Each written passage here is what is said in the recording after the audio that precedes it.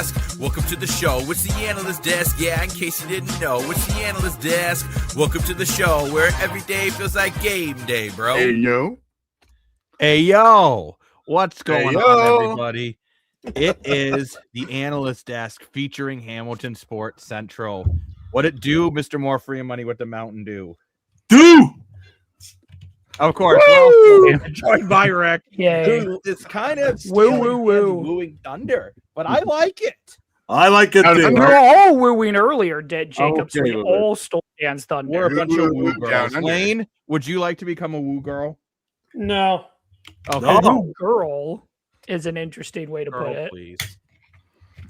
Lane's too handsome to be a girl, bro. We have a lot to talk about here. We have the What? Carolina Hurricanes. What are you talking about? I don't know what Dan's doing. The Carolina Hurricanes completely dominate the Philadelphia Flyers for 3-0 victory. Which is what you'll love the to only reason see. why that game was even somewhat close. The Barrie Colts stay alive in overtime with their goaltender making over 50 saves in the victory. Plus, the Leafs' new front office decisions. The good, the bad, and the stupid. Let's talk about it. So why don't we first break down the Carolina versus Philadelphia Flyers game, folks? And Lane wants to start us off. Let's go. I do, actually. So I know I wasn't one of the people who picked the Carolina Hurricanes. I did pick the Senators. And now I'm starting to realize how stupid that is. Lane, you haven't been here, but I've been really bragging it in. So now I'm going to laugh every time somebody brings it up. But, idiots. You know, I'm going to give, you know what? I'm enjoying this and you don't notice. I know, right? It's all good. I will give them. So here's what I'll say. I didn't believe in the goaltend. The big reason I didn't believe in Carolina was because I didn't believe in the goaltending. But I forgot one thing. When you've got the team Carolina does, they don't even need a goalie because you can't even get more than 3 shots in the damn game. They could literally play with an empty and probably still win 5-0. Like that. Geez, the pick Senators.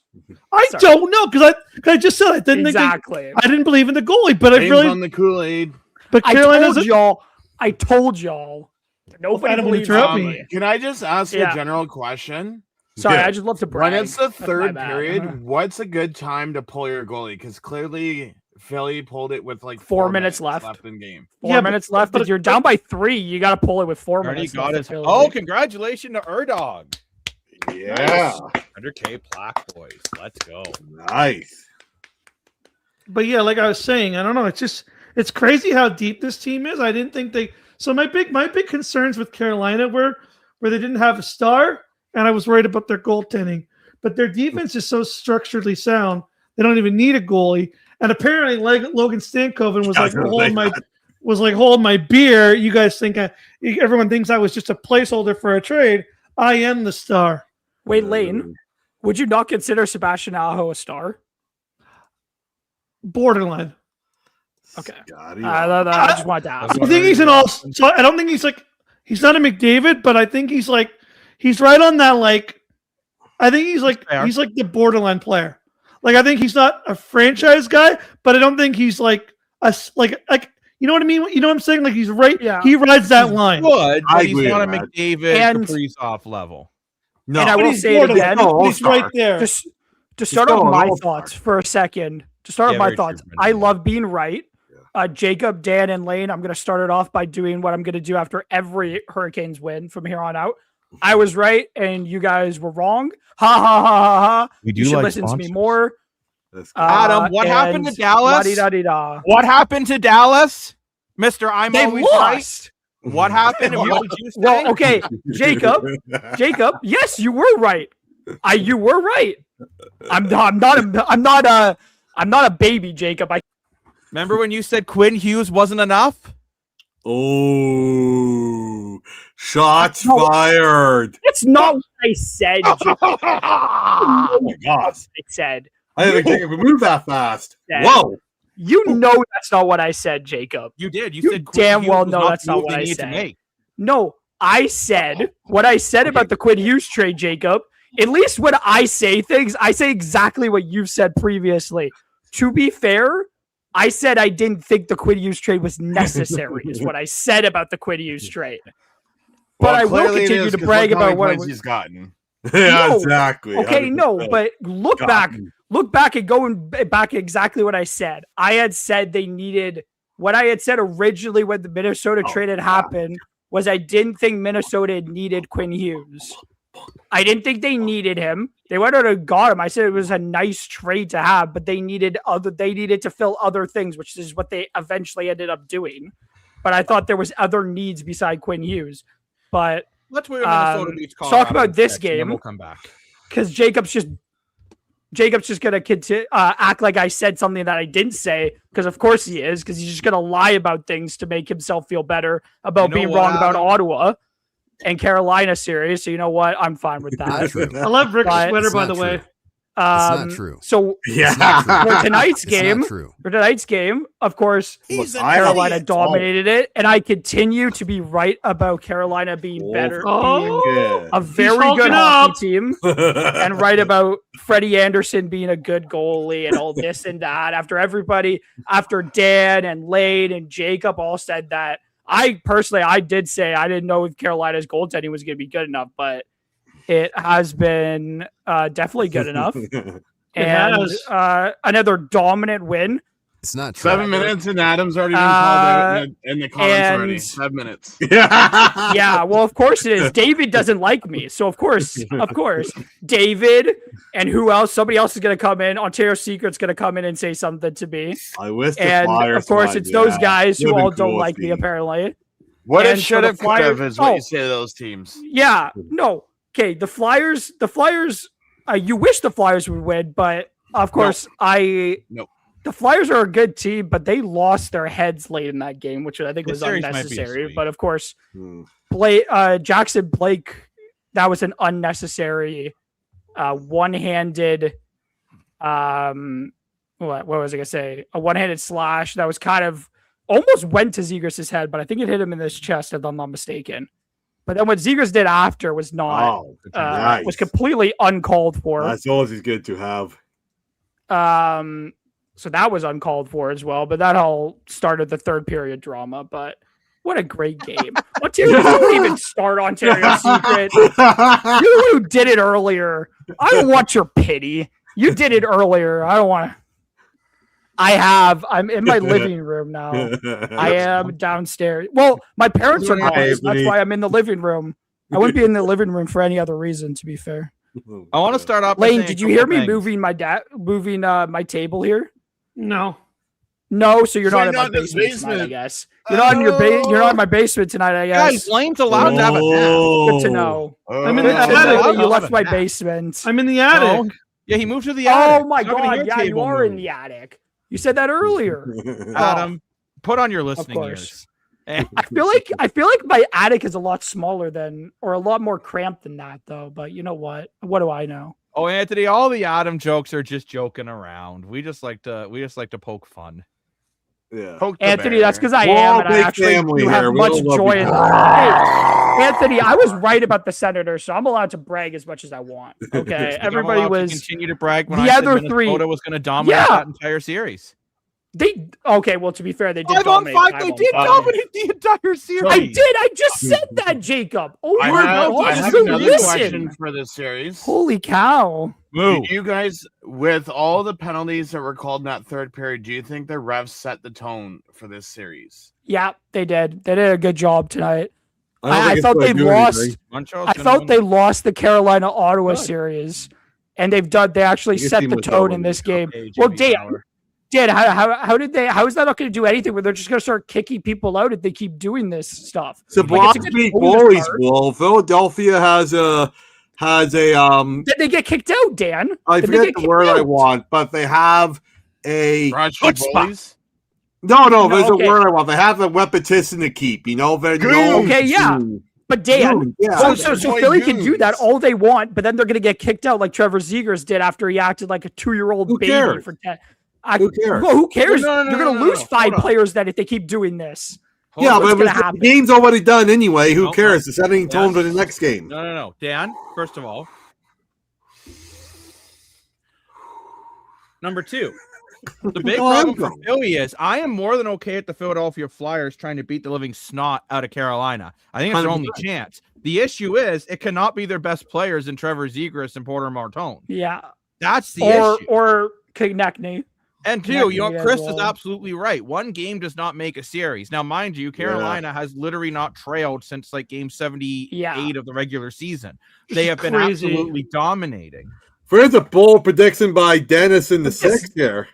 But this game doesn't really. The lottery, and also, do you guys want to do a mock this year? A mock draft? We could do a mock draft for sure. Ooh. And we're gonna do some kind of lottery coverage. We're just not sure what yet. Vegas Adam, and Philly will win. Well, I meant to win the lottery. I want to win it. Adam, you're gonna like this. I'm gonna make a bold prediction. I'm gonna make a bold prediction right now. Maybe not that bold, but I'm gonna make a prediction. Gonna move to Adam's house. No, never. That would be nice. Maybe someday.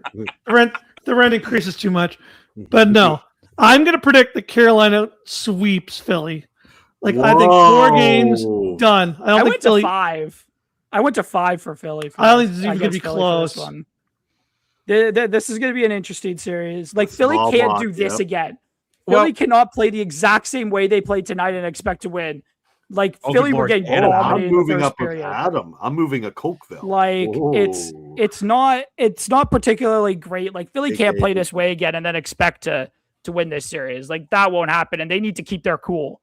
Because it definitely felt like Carolina was very calm during all like the storm, and it felt like Philly was just getting their trainer was getting in on the trash talking to Sheshnikov for some reason. And I was like, what do you do? I'm like, dude, you're not like, you're paid to be there to help the player, and you're getting involved when you've done nothing from the bench. I'm like, what are you doing? I guess Philly just pay all of their staff just to talk trash. They apparently none of them could do anything else but trash talk. All blocks are like 100%. Yeah, I agree with that.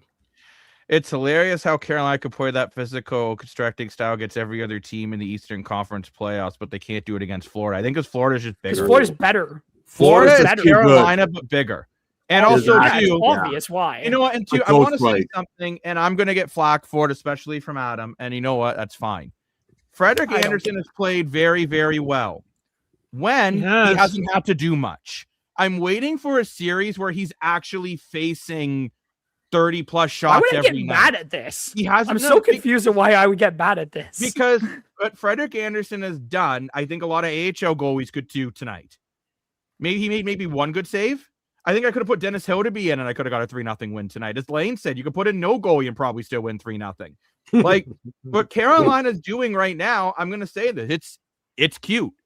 They beat a mediocre Ottawa Senators team that decided it was more important to play SmackDown than to play hockey. And they beat Philly once. And you guys are acting like they're going to win the Stanley Cup, where they're just going to lose to either Montreal, Buffalo, or Tampa again. I didn't say that. Nobody said that, Jacob. Team is good, I've been saying from the start, Jacob, that the team on the other side, whoever gets out of the Tampa Bay and Montreal, is going to win the East. That much is obvious. I didn't even pick Carolina to get out of the second round. So I don't know why you're coming at, like, why you're saying that everybody's acting like they're going to win the cup. Nobody thinks they're going to win. They're a good team, but they seem to always what you're seeing on social media. Can I finish what I was saying? No. None of us on here are saying that, though, Jacob. None of us are saying that, but it's the fact that Carolina are just dominating their last 5 straight games. They've just straight up dominated their teams. It feels nice, but they're not going to be able to play that style against Tampa. Like, let's say Tampa gets out. They're not going to be able to play this. They're not going to be able to play this same style against a team like Tampa, who's big and physical as well. I don't know about Buffalo. I don't know how Buffalo's going to do against that style of play. Carolina. Like, Freddie Anderson's played well. Whether, like, I guess we'll see how he plays with more shots. But, like, he's been playing well. I'm not going to say anything else about it, but the Flyers tried, but it wasn't a good enough effort. They're going to have to come up with a new game plan. Yeah, you know what? I could see this point of this comment here, and I said this. I wonder with Philly, I don't know if they can do to Carolina what they did to Pittsburgh. I think Pittsburgh might have actually matched up a bit better against Carolina. Right, yeah, I agree with that. I agree, Dennis. I agree on the agreeance. Canes are a great Yeah. team, not an amazing team. Yeah. Yeah. I would say that. Leaf fans always hate foreign players. I love Freddie actually like Anderson. Anderson. I'm not. Me that too. you're- Anderson's a good guy.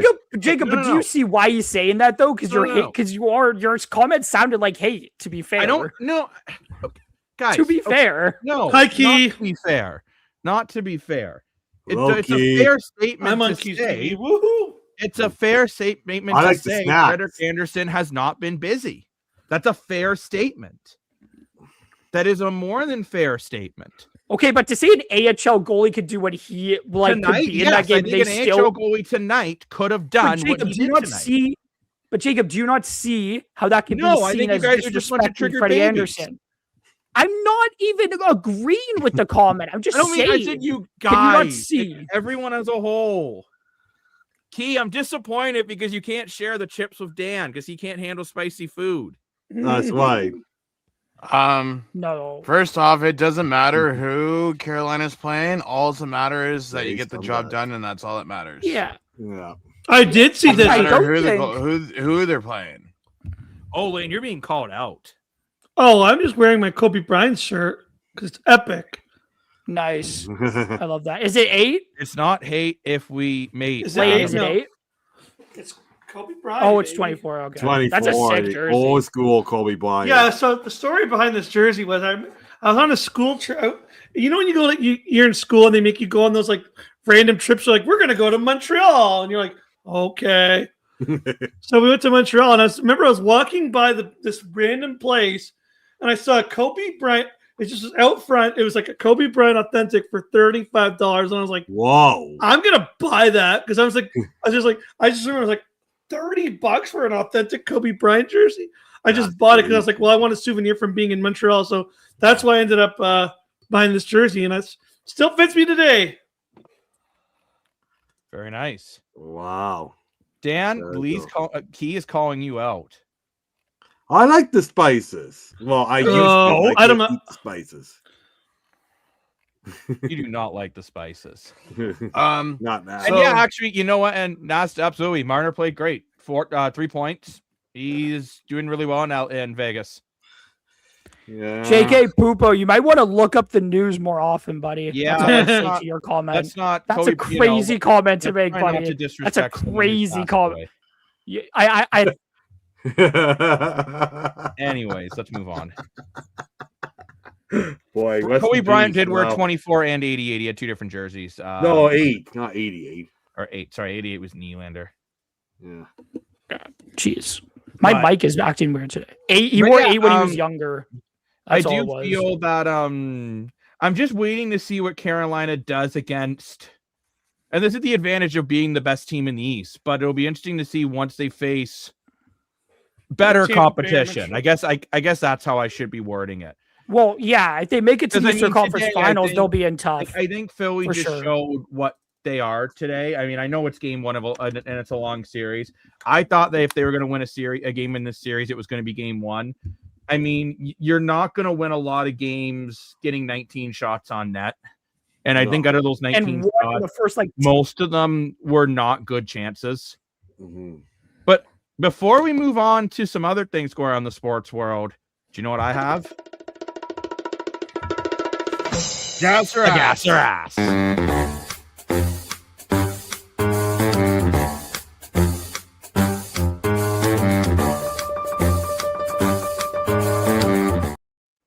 Gas or Yay. ass?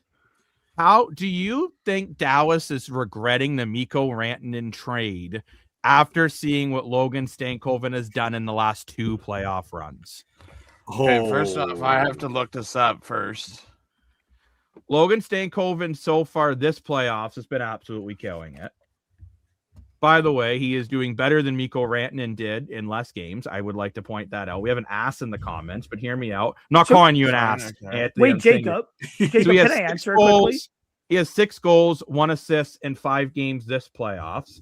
And last playoffs, in 15 games, had 5 goals, 3 assists for 8 points. So it's a drastic improvement.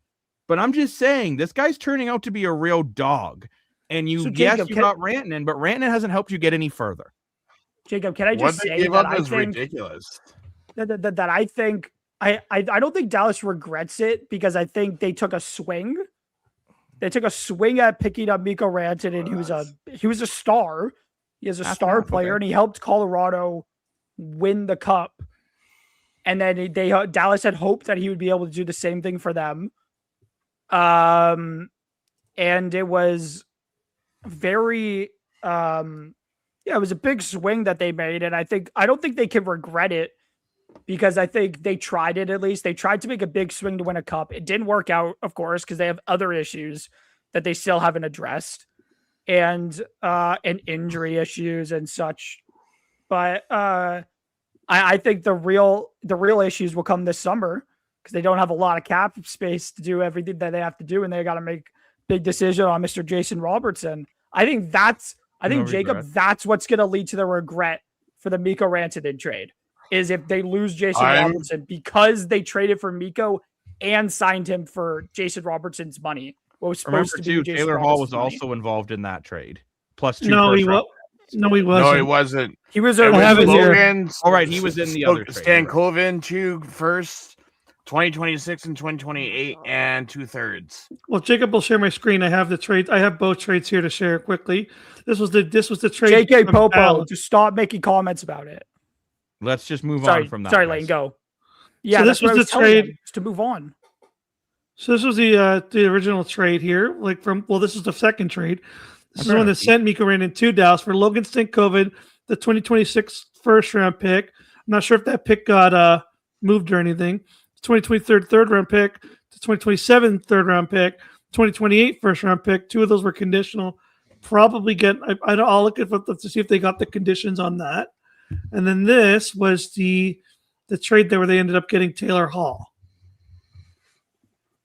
for Martin Necas, Martin Jack Jury, a second and a fourth, and they ended up getting Mikko Rantanen and Taylor Hall. Like, I'm sure Colorado loves that they got Necas in this trade. But Carolina's got to love our Taylor email Hall. just quickly here. Our email is the Analyst Desk Sports Show @gmail.com. So if anyone would like to send us an email, I'll leave that on the screen now. And hey, we're always looking for sponsorships. Oh yeah, because Taylor Hall was from great. Chicago. Thank you. Yeah, thank you. That's awesome. Really appreciate that. That's huge. I remember that now because that was a 3-team trade. That original trade. Yeah, I want to say ass on Jacob's comment. I don't think they're regretting the trade because any day Lane was just talking about a superstar versus a franchise player, and Logan Stankoven might grow up to be an all-star, but any day Mikko Rantanen is a franchise player. It's not every day you get a franchise player. Secret spent too much time on his hair. I think that's a new viewer. So welcome to the show. Just want to say if you like this roundtable discussion, please feel free to subscribe as we're trying to gain subscribers to our channel. Trying to get up at 200 subscribers. I want to thank all the loyal viewers for commenting, liking, and sharing. It's building the algorithm means we can do more for all of you. So thank you so much. The problem with this is that Logan Stankoven was good the first year he was there with Dallas in the playoffs. Logan Stankoven was Dallas knew how good Logan Stankoven was going to be. That's a cop-out reason to trade him. And straight up, the interesting thing is, too, they were talking about it on the broadcast today. Carolina said they would not make the trade unless Logan Stankoven was involved. So I get it. They took their shot. Yeah. But I'm just saying, in hindsight, I think Dallas may end up regretting the trade. That's all I feel personally. So just for clarification, the condition on thank you very much, Spot Up 11. Thank you. The condition on the 26th pick was if Dallas qualified for the playoffs, and they did. So that was the condition on the 2026 pick. Interesting. Okay. I wonder what draft I want to see actually who they drafted with that pick. Well, it hasn't happened yet. Oh, that's this year, right? Yeah, 2026 ball is coming up. Right. Need a crystal ball, predict the future. Time was limping, still playing. Now you gotta remember though, right? When players are limping, they have a lot of they have these very high paid trainers that are able to do a lot of things. One fish. What happened before he started limping though? What happened before he started limping? If he fell, it could be the reason why. Let's not get too ahead of ourselves as Raptor fans. They would win Game 7. No, but they would play that team. The winner of they would. tomorrow afternoon's game. Question: what was the order of the elimination for the NHL? It was Pittsburgh, LA, Edmonton, no, Pittsburgh, LA, Dallas, you Edmonton, very much. Utah. Say that again, Rick. Yeah. Sorry? No, 'cause Ottawa went up first. Yeah. Pittsburgh. Yeah. Oh no, it was because then it was LA, then Pittsburgh, because LA went out in Okay. 4 rounds. LA was first that day, I think. Oh no, yeah. No, it would be LA second, actually. Dallas. That's a very good point, Edmonton. Anthony. That is. And that's what I was saying. At the end of the day, I don't think Dallas is going to regret it because they couldn't predict that he was going to be as good as he was. So, And they got Mikko Rantanen signed. That's the main thing. If he But wasn't, now they're going to signed, lose Jason Robertson by signing Mikko Rantanen, and Jason Robertson's turning out to be a better player. Will he be long term though? I don't know. He will. He's Mikko younger. Rantanen's got the size. He's got the speed. I He see doesn't have the Robertson's speed. kind of He's slow streaky. as hell. I mean, if you look at his stats, that's not mind-blowingly great. But the Who are we playoffs- looking at right now, Lane? We looking at This is- Rantanen? This is Logan Stankoven. Stankoven. Stankoven. I talk about his playoff stats. That's what I care about. Yeah, but I'm just Right. saying. like, Remember really his good in the World playoffs. Junior stats as well, guys. Remember how well he Yeah, did at he the World really did Juniors his that juniors. year. I'm telling you, He's this so Canadian, good. is it? Yeah. Yeah, he is. Yeah, he played with Bedard and Yeah, it's right here. Connor. Joshua Wall.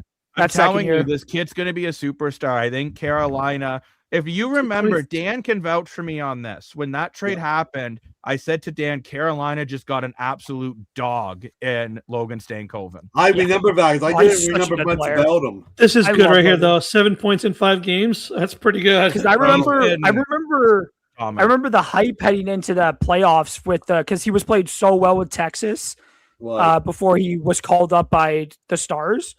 I will, He Anthony, was- I absolutely. love- I have that question still. I saved in there. absolutely love Logan Stankoven so much. And look, I understand and Rantanen's a great player. Like, I'm not denying that, right? And no, I I understand. think it depends what happens this summer, how much they actually regret Oh my making the God. trade. I so think. just so everyone knows, that first round pick that Dallas gave up will be the 20th overall draft pick. Let's see what Okay. they get. Hence why I was trying to find out who is eliminated where. I mean, if you look at the Damn it, stats, though, I don't know if 22 Jacob's points last year? Wow. no, because it's you got to think of the trade too, right? Yeah, but I was looking at his playoff stats, Lane. I was looking at his Oh, playoff stats. sorry. Yeah, My no. bad. I thought you were looking. I thought you were looking just here. I was like, well, he had No, no. I was looking at his playoff stats. He had what? I mean, like if you looked, you did get the better player because you think about it. Oh, I He had think what? You had what? 88 points in the regular season last year among 3 teams. 77 this year. Yeah, he still got 7 points in 6 games. 22 and 18 last year. Like, I don't think he's Can I necessarily go- the problem. Can I explain it more by not just X's and O's? Sure. So I more look at it. Both teams were trying to get over a hump. Like, Let's see which player gets each team over the hump first. If If Mikko Rantanen doesn't get this team over the hump, which he didn't again this year, and let's say Carolina gets to the finals with Logan Stankoven leading the charge, the trade doesn't look good. I don't really care about X's and O's and points. Teams are not getting players so they can get the most points on their roster. They're trying to win important games. And right now, what Logan Stankoven is doing that Mikko Rantanen is not is scoring critical goals. Say what you want about Mikko Rantanen. Sure, he put up 6 points in 6 games. That's cute. Did it help? No, it didn't. They got absolutely slaughtered by Minnesota. The only reason why they even had a shot in that one is because Minnesota took some penalties. So that series stayed 5-on-5. I think it could have been a sweep. The only thing that really, sorry, Jacob, don't cut you off. No, it's fine. I'm just saying that's basically all I was saying. Go ahead, Lane. The only thing that really sucks about the trade that's going to really hurt is that 6-year gap, right? Because let's say Logan Stankoven is the man and starts putting up 70, 80 points. Mikko Rantanen's 30, he's 22, right? That's where I think the age gap's really going to hurt. Yeah, because Carolina can actually. Nobody's denying that. I'm just saying, but what I'm saying, what I'm trying to say is, right now, sure, Mikko Rantanen looks like the better player, but he's also 30. He's going to be in 6 years. He's going to be 36, and Logan Stankoven is going to be 28 years old. That's what I'm saying. I want to make something. I'm not trying to say that Stankoven is not a better. I'm not trying to say Stankoven is a better player than Rantanen. I'm saying these teams made the trade to get over the hump, and it has not done anything for Dallas. Wait, it hasn't done anything for Dallas. Jacob, can I say something? Losing to the same teams that they lose to every year. That's all I'm going to say. Jacob, can I say something? Go ahead. Okay. So let me go uninterrupted, Jacob, this time. So you don't interrupt me every 5 seconds when I'm talking. To our channel. Like doing that. No, but go ahead, Adam. But I don't think I'm gonna keep saying it. I don't think Dallas will regret it. Jacob, I know what you're saying. Like I fully understand what you're saying. I get it. And I think Dallas at some level will regret making the trade because they haven't won a cup yet, but they still have time with Miko. And I get it. They will regret it if, let's say, the Hurricanes win the cup this year. But I think Dallas took a mighty risk. Fair. Taking the swing that they took. Can you at least acknowledge that the swing they took is not the reason they'll regret it? Taking the trade, making that trade. Sure. What Logan Stakehoven does in Carolina, and if they don't win a cup, will be the reason they regret it. I think if Stakehoven wins the cup this year with the Hurricanes, let's say they do that. Let's say they go ahead and do that, even though I don't think I don't think they will, despite how good I think Carolina is. Let's say they do that, they'll regret it then. But I think the reason they made the trade is not while they'll regret it. I think they'll regret trading Stankoven. I don't think they'll regret bringing in Rantanen. And as I said before, if they have to, I still think if they call me crazy, but I think if Dallas doesn't get the room that they need, I say you dangle Robertson. You dangle Jason Robertson and you get if he signs, let's say he signs a deal with another team. You get the four first round picks if that's what the money is. The money demands 4 first round picks. You take it, and then you go ahead and you can acquire other players. You could go ahead and you can acquire depth pieces that you need. True. To then go and compete for a Stanley Cup. Like losing Jason Robertson would be terrible for Dallas because he's 4 or 5 years younger than Miko is. But you could go ahead and you could go and put some younger pieces around this older team, and you could try and get better that way. Because I don't think if they can't make the cap room up, then you got to do something else at this point. And if they already made their decision, if it's Rantanen over Robertson, they made the choice about Rantanen in the summer.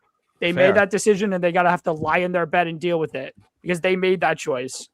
I wish I had some whiskey fun fish. Oh my god. I want that good old Tennessee whiskey. Two things. First off, I was wrong. It's actually the 19th pick because Ottawa with their Oh yeah, they got the 32nd. Ottawa has to pick 32nd last in the draft because of the trouble that they got into. But apparently, I was told that apparently me and Lane have to answer a question that you guys were asked earlier today. Yes, I need to pull that up. Just to answer Anthony's question here before I pull back to that one. The NHL does not do restructuring deals like the NFL. That would be an interesting discussion to have one day. It would be. About it. Like the all NFL the money's guaranteed, I'm pretty sure. And because you have in the NHL. But to get back to this is a very interesting question, which Anthony did put back in the chat. For Wick and Lane to answers, as we already answered. Here we go. In your guys' opinion, who's the NHL version of Dan Marino, who stayed healthy most of his career, but couldn't get over the hump? Earlier. So Lane didn't answer. Yeah, Lane didn't answer. Rick was already here earlier. Yeah, I thought Lane, think of players, phenomenal careers, stayed healthy, older guys, did everything right, but never got the cup. I want to say a guy, but he might have won a Stanley Cup. But I don't know. Who? Yager won 2 cups. Okay, sorry. No, it's okay. Lane, so I'll give you some examples. Lane, you never need to apologize to me. Okay, Lane, you're lovely. You're beautiful. My 2 that I mentioned earlier was Ilya Kovalchuk with Atlanta and Jason Spezza when he was with Ottawa. I got a guy already. Marian Gaborik. I didn't even think of Marian Gaborik. That's a good Gaborik too. That's a good one. Oh yes, the guys whose legs were made out of glass because every time he friggin' had went out with an injury, it was some type of leg or Yeah, thigh but if you look, injury. but if you ever seen his You know stats, his who's stats are crazy. Dude, do you know who's a player? Oh, I've seen But he his ended up stats. winning. He ended up winning his cup with, of course, I was gonna just say like with a LA. caveat of Hossa before 2010. Yes. Didn't win a cup for he went to 2 straight finals and didn't win a cup, and then ended up winning 2 or 3 with Chicago. But that's a player who you could think about. Nico Koivu. That's a great that's a name. good shake. Nico Koivu's another one. Matt Sundin. Listen, Even Matt do not hate Sundin. on me. Yeah. That's a prime I will example. fight you in the street polls at 3:00 if anyone disses Miko Koivu. I will fight you at the flag Nico pole. Koivu's a great player. I love also Miko wanna- Koivu. That was How a do you not like crazy. Miko That was a Koivu? crazy Another one. He contract. is my all-time favorite player. He's such That a was a good crazy guy. I love him. contract. Two-way guy. Crazy You could even contract that Did Mini Drew gave him, McGinley win a but- Stanley Cup? I don't think so, right? Yes. No, I no, thought I he don't think did. in the cup. I thought he No, would he have No, he lost didn't. him. Drew No, McGinley was there no, a Dallas? year too late? And it was Didn't a he year win one too with late Dallas? in LA. He was a I- year too late in LA. There's another good player to compare. Another one I do want to mention too is Curtis Joseph and Matt Sundin. You can almost put in the same category because if the Leafs Yeah. What I fired said. Matt Quinn and kept Cujo, Right. they might have had their cup. Just saying. Yeah. Imagine Wasn't that team Keith with back Brian then? Cujo versus Passes Prime Belfour. Yeah. I said Ray Bork earlier before he went to Colorado. Yeah. Interesting Boston, question just here from failure to do Sport it. Up 11. Do you guys think the refs are being fair by ejecting Goff's to spare? I Yes. think this was just to get the game under control. I'll put it this way. If the game's 1-1 with 8 minutes left, I don't think anyone's being thrown out. Jacob, I you missed a think- gas or ass Hold on. earlier, by the way. Another one. We'll get to it. But What's up, BT 383,000? Whatever. But yeah, I would say for the slash there, Sport Up 11. I feel again, it's situational, right? If that's a tight game, I don't think anyone's being thrown out. They're probably just 2-minute penalties, and we go 4-on-4. Being 3-0 in the game basically was like it was done. It was toast. It was cooked. It was like Dan trying to make a steak, way overdone. It just, I think that's why it was the way it was. Paul And to Kariya say is Nature's Oh my is better God, than Paul Stakeoven, Kariya. you need Oh, to, yeah. you need to remember That's another one. with That's Natchez. You have to think Carolina turned Natchez into Taylor Hall Yep. and Logan Stankoven, plus Yep. a boatload of draft picks. Carolina did very well in the end with the Marty Natchez trade, and we'll They see did. if they get over the hump with Stankoven and Hall instead of Natchez. It was a good trade. There's no, Yeah. it's kind of like the Kawhi Leonard trade in Toronto. At the time, as a Raptor fan, I was furious, but they got over the hump. If they didn't get over the hump and win that championship, that trade would have been bad. But because it worked, it was great. Yeah. Because if the Raptors had DeMar DeRozan, they would have continued to have really good teams for a long time. And getting Kawhi Leonard after that one run, the team was never the same, but they won, so it didn't matter. Yeah, exactly. And yes, fun fish. I did see that almost PJ Walker retired. Yes, from professional football this week. That was So a it'll be interesting to shocker. see who Calgary brings in as their backup quarterback. Rick, do you have any leads on that? Oh, So last time I seen it, let me go pull up my list of Korea, it's a great Calgary take. people. Dustin Bufflin. yeah. So definitely, it's- Korea. So it's down. So I believe it's going to be Josh Love. That's going to be backup, and Quincy Vaughn is going to be the third string short yardage quarterback. So you don't think they're going to bring As of in? right now. You don't think they're going to bring in like maybe a Shea Patterson or an MBT? That's what I was going to say. it- MBT. I mean, it's quite possible. I'm just curious to see if they have brought in any other quarterbacks. Yeah, and Walker struggled in the CFL. He had some good moments, but also he couldn't seem to read 12-man defense. No, he did really struggle with that. His So arm strength Ben was great. Woodridge they brought him into camp, so that's their fourth quarterback. So the thing is, so this hasn't is retired either, has he? Like he's still looking for a deal. so me and Jacob brought this topic up the other day. I can't Yeah, I'm remember if sure it it's was pretty on good. here or our CFL thing, but this goes to show that not every US quarterback can get the job done in the CFL. They can't. No. Wait, I have a question for you guys. Real quick question. I want to see if you guys are going to know which one. Without looking them back up, Lane, don't look back up the stats. Who has more who has more career playoff goals for Hurricanes? Stankoven or Marty Natchez? I'm gonna say Stankoven. I don't have it in front of me in all honesty. I think it's Stankovic. Rick? I wouldn't even know. I'm just gonna getting go back take a into the guess. NHL. Ooh. I'm gonna go Nietzsche. Stankovic. I think it's Stankovic. He's got it. I think he's got Dan? it from doing the math right from what I'm remembering about either Dan? 14 or 15. Who do you think? I'm saying Stankoven too. I think Nate's is more of a playmaker, if I'm not mistaken. It is Stankoven. He already has He has as many. He has as many That's a great goals point as here, Marty Kyle. I don't Necas. And like two, that. You never let me, Mike, Adam. You never Mike let me did it for guess. Colorado. That's very true. Oh, I thought you did. You guessed.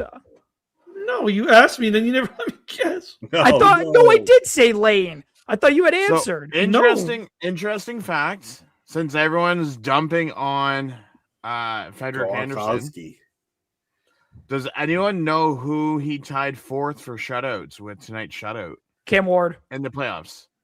Cam Ward. Jeez, I was trying to see if anyone else would have known. Arthur Urbe. Dan out of No, it was Cam Ward. Oh, They even showed it Urbe on was a TV good guess. Obviously. Okay, guys, I'm gonna make this. I'm gonna this is if you're talking about season. Let's chill about the Hurricanes. They're gonna win. If you guys are gonna talk about Hurricanes goalies, any stat I'm gonna guess is Cam Ward because Cam Ward was there for it felt like forever, and he won a cup there. So I was like, that's just the first player who came to mind. So here's the thing, Funfish. Brubaker, he basically could not stay healthy. He was swimming in that what do they call it? The rehab tub. Yeah. And Fisher just only thing that he could do last year was get tackles. That's it. He wasn't really. That's pretty amazing. Second in goalies. Active goalies. Wow, it's impressive. Yeah. He's had a long good career. So just to explain everything right now for Funfish's question. Right now, Braxton Hill is the front runner for the weak side linebacker in Hamilton. Now, fingers crossed, because I'm hoping, everyone hopes that people do well in their career and everything. But the one player that I hope does not make the NFL is Verisak. Only because then he'll be back and starting that weak side linebacker spot with McManus at middle linebacker. Yeah, Hamilton could have. McManus, and also you Argo fans, I'll make sure to bring some Kleenex when you guys see McManus in a Tie-Cat jersey. Yeah, I'll definitely bawling my eyes out on that. I never thought that would And you know what? Thank you. Because I love. Thanks for reminding me, Rick. But it's just really going to depend if he can stay healthy for a full season or not. Yeah. And let's get back to what Gasser asked him earlier. Yes, this is the one I was talking about. Should Zegras be suspended for the dirt? No, I don't think so. I think as long as Blake is, if Zegras gets suspended, Blake should as well. Neither one should be suspended. Prior. What do you think? Yeah, Lane? but I'm just saying if one. I didn't really see it, but it's hard for me to see. Was it really that bad? No, it wasn't that bad. Even the whole slash, the Philly guy's holding his stick and he just kind of rips it back and hits him in the face. Like it's bad, but I don't think it should be suspended. Dan, what do you think? I love. Okay, I'll say it after. Sorry, Adam. It's kind of tricky for me because I feel like it should be suspended because it wasn't. No one got seriously hurt. By the end of the day, it was just game one. I think it's going to be a long series, and I think when it comes to slashing, that's not really a hockey play. And that's my problem with it. If someone gave a dirty hit or a fast hit or a high hit, I'm like, it's a fast game and it can happen. But slashing means not really a hockey play. Like, for example, luckily, say, Colvis, I think that's how you say his name. If not, I apologize. Suspension of both guys. Mind of the playoffs. This is just a Habs fan wanting these teams to be worse. Exactly, yeah. But it's like, there's that bad slash that Foster gave to the Carolina. To the back of the knee. I thought that was worse, actually. Yeah, I thought that's a really bad play. In my opinion, that should be a suspension because, again, it's not a hockey play. Neither. It's playoff hockey. Stop being babies. Jacob, that McAvoy one was bad. Can I say my comment about Zegras now? Can I say my comment about Trevor Trevor Zegras is a crybaby. Did you see his reaction when he got pulled out by the referees? Right before the scrum, so he's like, "What did I do?" I'm like, "Dude, stop acting like I think the one thing that nobody talks about with Trevor Zegras, he has a serious attitude issue. Oh yes, like that's why Anaheim got he rid has of a him. humongous ego. And Anaheim makes the playoffs. He is the epitome. He is the epitome of everything wrong with U.S. hockey. Yeah, I agree. He is the epitome. He is such a good player, but he is such a whiny little baby. Yeah, I such agree. a whiny. He acts like he's an entitled, a spoiled, entitled, like rich boy brat. That's what he is. It's exactly the type of attitude he gives off, and he gives it a bad name for hockey players in the U.S. It's all just I hate him. You know what? I found what I was looking for yesterday. I get to show my favorite image. Well said. Wow. Sorry, I don't think this is the funniest thing ever. Jacob, you ready? I'm ready. I'm SpongeBob. I found what I was looking for the other day. So this has every Ticat player signature since 2020 Wow. Oh wow. That's nuts. That's, awesome. That's actually really cool. So this will eventually be framed when it's full. Give it another 2-3 years. Wow, that's cool. How do you get to a blanket? Are you going to be able to get every player this year? So I've already got Gittins just needs to sign it. I've already gotten most. Good thing about his jersey. If any like US player comes up from the States, makes the team, they have to sign it. I already went to the free agent signing thing and got all of them to sign it. Smart idea they did that. We do have some stuff coming up with CFL season this year, Funfish. Trust me, you're gonna. Yes, we do. Alumni players, Lane, that come up to the game like before it starts. I love Tom Wilson. I'll get them to sign it. I always have that with me, so that's really cool. Million. $1 million bucks. So hey, the great thing is that you maybe can buy a house in Toronto. Yeah. I will never sign that. That will be in my man cave once I move to my new house next summer. Yeah. Nice. Which will probably be Hamilton. No, it won't be Hamilton. Oh. Shocker. Rick, you can't leave Hamilton. Area. Zegras is a marshmallow soft stall. Should make him. There you go. Send well, yeah, Rick's moving to Adam's basement. Nope. I'm moving away from everyone. He wants to move as far away. Where are you going? I'm actually going to like the Welland area. Okay. I get what you guys are, again. No, the Natchez trade you have to look at. Natchez turned into Hall and Stankoven and all those draft picks. That's all I'm saying. I didn't mean that Stankoven was a better player than Natchez. I think you guys misunderstood me a bit. Hey, Jacob. Hello. I ain't never been to Canada. What's it's like? What? Where are you from? Sports Up 11. I think it's in the Carolina area because he was talking about a Stankoven jersey. Right.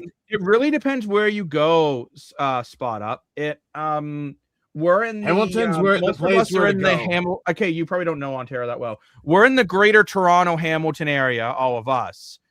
So that's a very major city. It's not super cold, not a lot of snow. But then you go up to where Adam loves when I talk about the Sioux. It's very cold, lots of snow. You go out west, same idea, and out east. So it's really, depending on where you are, it's very different from province to province. Kind of like state to state's very different, Chris. Yeah, and we really like Tim Hortons.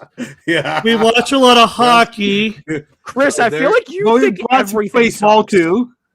Chris never seems to be happy. I'd love to head up. Welcome to something that I have that I would. Jacob, is it just eBay? Me? It's just I don't know if the person that I got it from would be too happy, but with previous stuff, I could care less if he was happy or not. That I put it on eBay.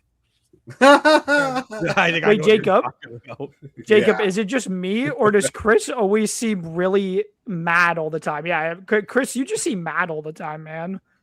Okay, first off, I'm not getting in politics, but Canada is not a bad place. So It's I got just to made get by from our text There's line. worse than Canada. From our text line about the Toronto Marlies. Have you guys seen the Easton Cowan McDavid-esque goal last night? I believe he's talking that was end to disgusting. ender. That was man. disgusting. I'm loving the Unreal. development from Easton Cowan. He's really Love it. looking like he's going to be an elite player very, very soon. I think once I'm out of college, I'll head up to Canada at least for a vacation. Hey, you absolutely should. You should. Just so Cool that you know, spot. Key, if mountains are your whole heart, do not go out to Saskatchewan because you do not see mountains. I will It's tell all you flats. that drive from Winnipeg to Saskatchewan happy, is the Chris. most boringest 6-hour drive in my life. Yeah. Yeah. I see did a nothing drive but from Edmonton to Lethbridge in Alberta. That's a 7-hour drive. That was a very boring drive. I just What watch dri- hockey what- for the entertainment. I don't always pay attention to the stats, but do you guys know where Bob is ranked in terms of playoff? I don't off the top of my head. Bob, But I mean, who? Bobrovsky, I would argue Bobrovsky. at least the last three Probably top heading into 15 this for one, wins at least. was Probably one top of the 15, best maybe top playoff 10 for goalies. wins. He's one of the best. He's one of Maybe. those guys in the regular season. He's average, but then when the playoffs hit, he's like, "Okay, I become best goalie of life now." Yeah, literally. I'll be I back. I wonder how I'm gonna look this up and I'm gonna see where Bob ranks. So just so that you know, spot up 11. I've never seen Jacob and them cover the NLL, but there is a lacrosse game that just came out like 2 weeks ago. So fun. The Rock Actually, won Rick, their series. by the way, Rick, I am going to be picking up that game and putting out a review in a new series, a new gaming series that I'm working on. So watch out for that on the new lacrosse game. I'm going to be picking it up and I'm going to do a review video on it because I really want to check it out. I think there's a lot of new indie sports games, and I think that is the new wave of sporting games because the major labels aren't doing a great job. You guys should. So I they love play the out Toronto in Walk, City, yeah. I've Toronto, covered a just to let lot you know. of lacrosse. I used to cover their farm team for work. I work in community television, and lacrosse is a super fun sport. I would argue it's one of the most entertaining sports you'll ever watch. It's fast. So it's My physical. mom Like- prefers lacrosse. My mom prefers Interesting. lacrosse over hockey. Interesting. Wow. I know a couple Chris- people.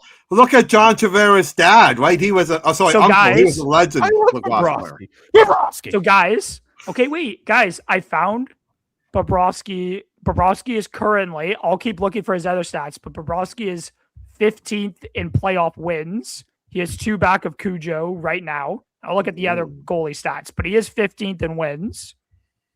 Let's see about these other ones. Oh, save percentage. He's going to be way down here. He is way down. Very Save underrated. percentage. Lacrosse is Very underrated. I totally agree. I love Toronto Walk too. The only good thing about lacrosse is you can run up to someone and two-hand them, and yeah. Oh, I love lacrosse. And Me yeah, I too. do agree with this comment here. Sportsnet's in trouble if Montreal goes out first round of Ottawa. Yeah. Okay. 100%. Guys, I have a question for you. Jacob, this is Edmonton's already out. specifically, I'm directing this only to you. It I is wanna Canada's see what your national answer sport. is gonna Lacrosse be. and curling. Who do you think has a higher playoff save percentage, Sergei Bobrovsky or Jake Ottinger? Probably Ottinger, but I more care about Stanley Cups. Well, no, I was just asking you a question. I just wanted Yeah, to know. I what know. you I'm just thought. saying. I think Ottinger has a higher save percentage Bob, overall. Oh, it's well, frozen in Bob has anticipation. also played over 100 games, but Bob is 79th with a 907, and Ottinger has a 907. Sorry, 911 for Jake. Sergei Bobrovsky has a 907. Sorry, My I thing messed on it Jake up. Ottinger, it's just he can't seem to steal the biggest game in a series when he needs to. That's my thing with Jake Yeah. Ottinger, where Bobrovsky can. I was just asking you a question. No, You I have know. need to go in I'm on just trying your to Jake Ottinger rant. that. He's going in on another rant about Jake Tiger Ottinger, Cat, guys. Spot up, Jimmy. Beat it raw. Yeah, you are. The hip didn't come out of Toronto, but they did come out of Ontario. You asked what Canada's like. The hip is absolutely. Tragically, hip is incredible. Yeah. Oh. 100%. Yeah, basketball was also invented by a Canadian. Lacrosse was actually, Yes. fun fact, was invented by the indigenous people as a sport to get people ready for war. Exactly. That is why lacrosse is the most And then- physical sport in the world. Yeah. 100%. Wait, Jacob. And then Sergei Bobrovsky is 89th in goals against average. So he is outside of wins. He is pretty low for everything else. I think the thing is though for Bobrovsky, it's not the amount of saves, it's the saves when he makes them. I think that's the big thing for me. I know. I was just answering a question. I was just saying, like, he is, but he's also played. Jacob, all of the guys ahead of him have played some lower games. So there's players high up that shouldn't count for the stat. But Bobrovsky is relatively low because he's played for some bad teams. Jacob, that's what the stat means. No need to defend Bobrovsky. No. Question, Jacob. I'm half teacher, half man. Ready for the next question? Let's go. Sure. Got it. Let's get into the next topic that's in the title. The Colts. Oh, never mind. Cash has 3 points in tonight's win. And he's going to be playing for Hamilton next season, my friends. Ooh, nice. He probably will. Do you think he can make the Islanders, though? No, he won't make the Islanders right away. I don't think so. He needs at least a season or two. Yeah, for sure. He's a big guy. He's a big boy, though. That's according to the beat writer I spoke with on YouTube the other day. Yeah, I saw some of that. That looked like a great though. conversation you had with him, Rick. Yeah, so he's the beat writer for Bridgeport, so I tried to pick his mind for every possible Bridgeport thing I could think of. Thoughts on I got no thoughts on Saskatchewan. Well, if you go to Never Saskatchewan, been there before. you got to go when there's a Rough Rider game because that's, their biggest thing they have. And I don't mean that in a mean way, but like that and their lacrosse team's really popular as well. It's very flat. Yeah. Saskatchewan Blades or whatever they're called. That would be quite a Saskatchewan Blades? Yeah. Yes, thank you. I said the name wrong. I will say I've worked terrible pronunciation. I worked the I got to go to Quebec City. Oh wow, very nice, JP. Oh, cool. It's all about the money. Forget your price tag and leave out the cross. Make the world dance. Forget about your price tag. Jacob, you got to do the rap part. He's like, so leave your price tag. Come on, Jacob, lap. Do it. I was born in Regina. We did that drive a few years ago to go from Winnipeg to Regina for a football game, and I hated that drive. Ba-bing. There's nothing but flat land. But I will say, go ahead. I worked the Canadian Auto Show, so I traveled coast to coast.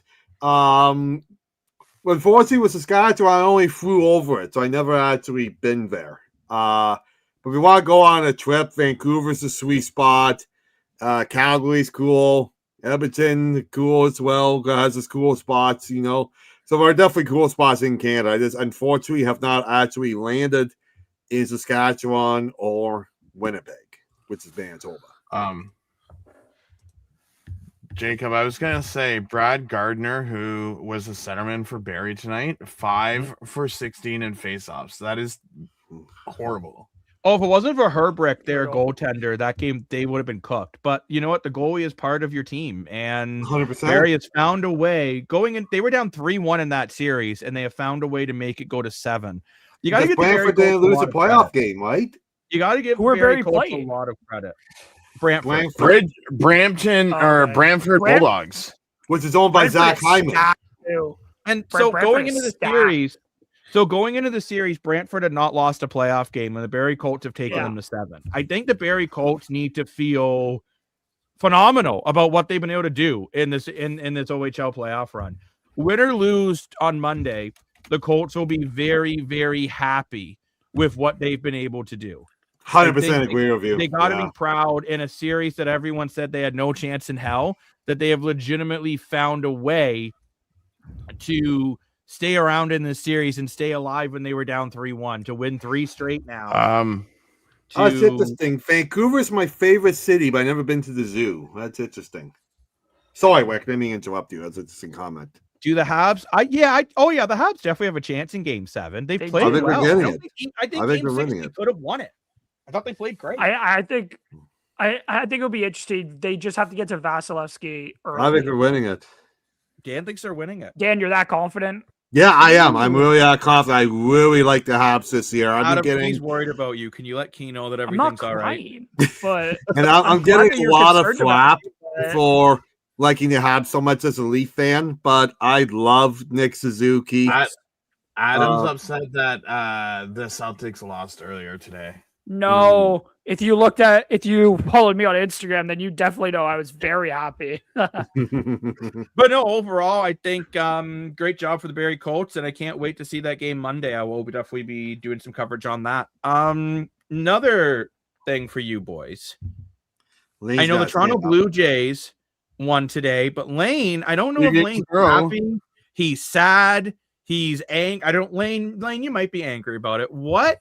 I see. What's your feelings? My note, it's insert Lane rant. So Lane, what's going on, diddly do? Lane, before you rant, Okamoto got a home run today. Yeah, I know. I seen it yesterday. So that's what the rant's about. No, it's actually not. I'm gonna rant about this guy, even though his stats look good. But man, he's been terrible. And watching him today, I was like, oh my God, he sucks. And that's my boy Dylan Cease.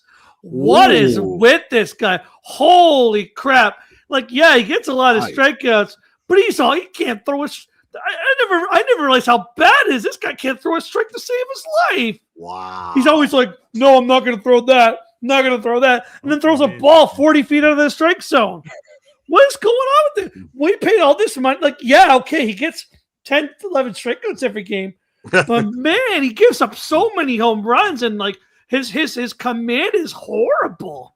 Like I was watching this game. I was watching the game today, and I was like, "What is going on?" Like, bro, like why do you always like? You're only 5 innings in. You're already at 120 pitches. Like, bro, that's an issue. Yeah, that's a lot. Yeah. Every game he goes 5 innings and he throws 120 pitches. I'm like, I never thought of that. Yeah. The team knew exactly what he was when they bought him. I know, exactly but it's what like he was last year. I get that, but different than last year. He's got a team. You know what? The team got what they paid for. Basically, I know they did.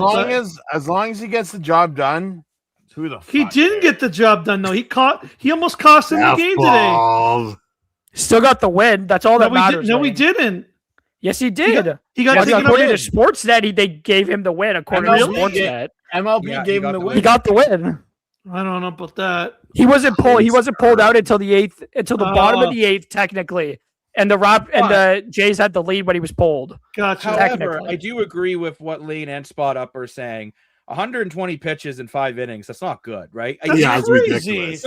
Hear me out. I'm kind of in the middle of Lane and whoever, like a very sexy sandwich. And Lane, I think. Jacob. I think with Cease, you have to understand he's not a pitcher that is a low strike count pitcher. So he's the type of guy that's going to come in because I'm trying to correct his pitching. Because he's a strikeout pitcher, he's aiming. He's going to have a higher pitch count versus a guy like Max Scherzer, for example. When Scherzer's on, it's not a bunch of strikeouts. It's contact turning into easy outs or deeper contact that's not all the way out. So it really just depends on the kind of pitcher you are. When you're a pitcher that's trying to get strikeouts all the time, Cease is a guy that's going to throw a lot of pitches. And that's an interesting take from Spot Up here. But maybe he should be more of a relief guy. But he's been a starter, I think, for a while. Go ahead, Jacob. I want to correct the stat Lane gave. According to Sportsnet, he only threw 106 pitches in the 7 innings he went. That's still a lot. So saying but 106 is really not like that's about an average. You could say a lot for 6 innings. Like it's 100. He went 7. Usually pitches don't go over 80 pitches. Usually, okay, right? Yeah, but guys, if you want to complain about how many pitches he threw, then you should have said like that. This is the Jays got exactly what they wanted. Go look at his stats from last year, guys. This is exactly what he does every start. He does this all the time. Why are you guys surprised? It's a little concerning, though. Hold on. But he does it every time he pitches. If you guys are bitching that Cease threw 106 pitches, the starter for the Twins threw 91 pitches in 5 innings. And it wasn't a lot too.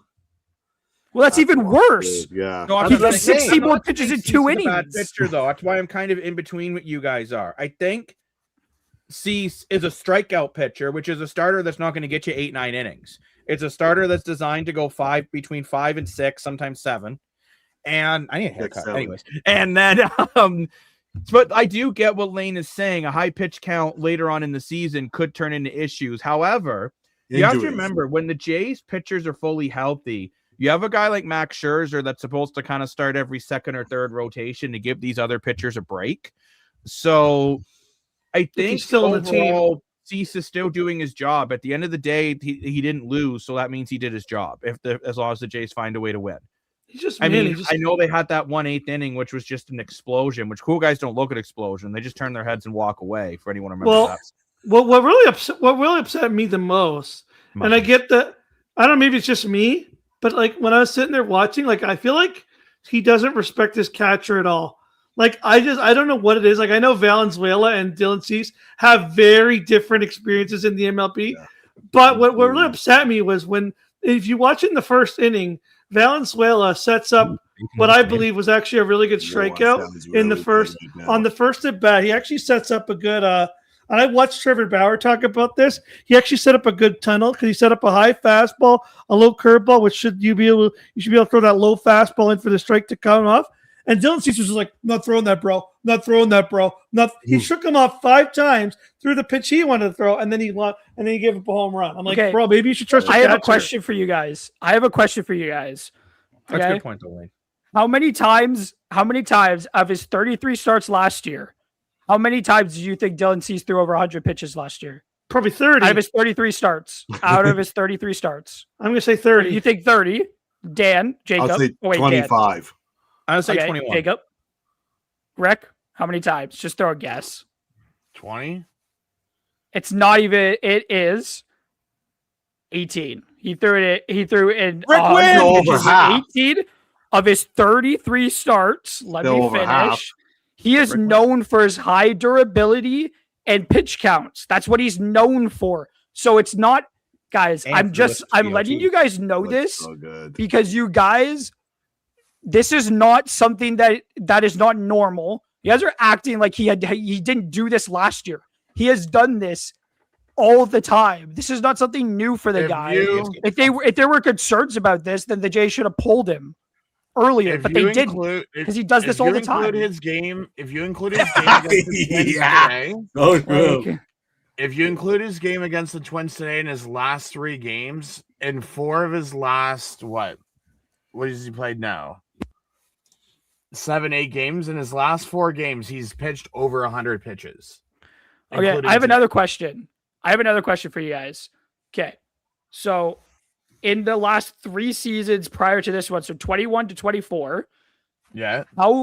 How many? What do you think his average pitch count was in 3 years across 3 seasons? What do you think his average pitch count was? Total or no, this is an average. It's just an average over those 3 years. 94 and a half. I don't know. I'm just making a wild guess pointing on my butthole. Okay, so Dan, you said 88. Jacob, you said 90. 94 and a half. What do you think? I'll say 90. His average. So guys, this is not something that is not normal for him when I say it's 96.4. He does this all the time. This is nothing. It's concerning, but you guys are acting like. But I'm just giving you guys context to know that he's done this for 3 straight years. He had done this for 3 straight years. It's fine. He hadn't gotten seriously hurt in the last 3 years or the 3 previous years to last year. But it's like if he's fine handling it, then why not just let him do it? Let him do it how he does. Well, for sure. Funny enough, the Jays, who's leading them in home runs right now, is Okamoto, who is absolutely Vladdy. The thing is, so Vladdy's always been like this, guys, and I'm going to say a similar thing to what Adam's saying about Cease. Vladdy has been a guy who his home runs he heats up later in the year, so I'm not panicked about Vladdy personally. He's still making a lot of contact, still bringing an RBI. Average is still again, I'm sorry, boys. Do you know what I care about right now? The team's winning games. Exactly. I don't really give a rat's whatever on who gets the home runs and. Yeah, right. Thank you, Rick. I'm a good Christian boy, but really, Jake. I'm just saying, for me with Vladdy, you know what? As long as the team makes the playoffs and he does good in the playoffs, I'm fine with it. I'll bring it back to the Logan Stankoven comments I made earlier. As long as these guys can do it when the games matter, But we have gas or ass in the comments. Vladdy hits 20 home runs this year. Gas. He'll hit over 20. Gas. 100%. I think he'll hit 30. Gas. Rick? He'll figure it out. He'll hit. Obviously, he'll hit over 20. They're only at what, like 30 games right now? Like, please. Right, exactly. Still like 120 games left, roughly. And Okamoto was very nicely replacing Bichette's hitting. Very nicely. Abbott's is lower than Bissett, but he's hitting home runs. Was my comment about Game 7 tomorrow certainly incredible to get up? Do you have a comment about Game 7, Key? I didn't see. There's been so many comments coming in. So it's just saying that Game 7 is going to be awesome tomorrow. That's basically what Key said. And if you're new to the show, absolutely, and you like this roundtable discussion, please subscribe to the channel. It's a huge subscribe to our channel with the algorithm. And thank you so much for all the comments coming in and the likes and shares. Thank you so much, everyone. It boosts the algorithm. We have gained 2 subscribers tonight, so thank you very much. Lane, I was just about to text you because I was getting worried. I was going to put you on the milk cartons like I did with Brady Kachuk. Sorry, my internet completely crashed. No, but what I think I was just annoyed because I'm like, I looked like, the stat line looks okay, but like, man, 7 hit overtime. You got to realize though too. Yeah, he gets a lot of strikeouts. He only got 5 strikeouts today and gave up 7 hits. That's not great. You know what though? He won. That's all I care about. But Lane, I will say, I get what you're saying, but and also about this Tampa Bay series, it's gone exactly the way I said it was, and I still think it's going to. Yeah, what did I say? What? Where'd it go? Muffins. Oh my gosh.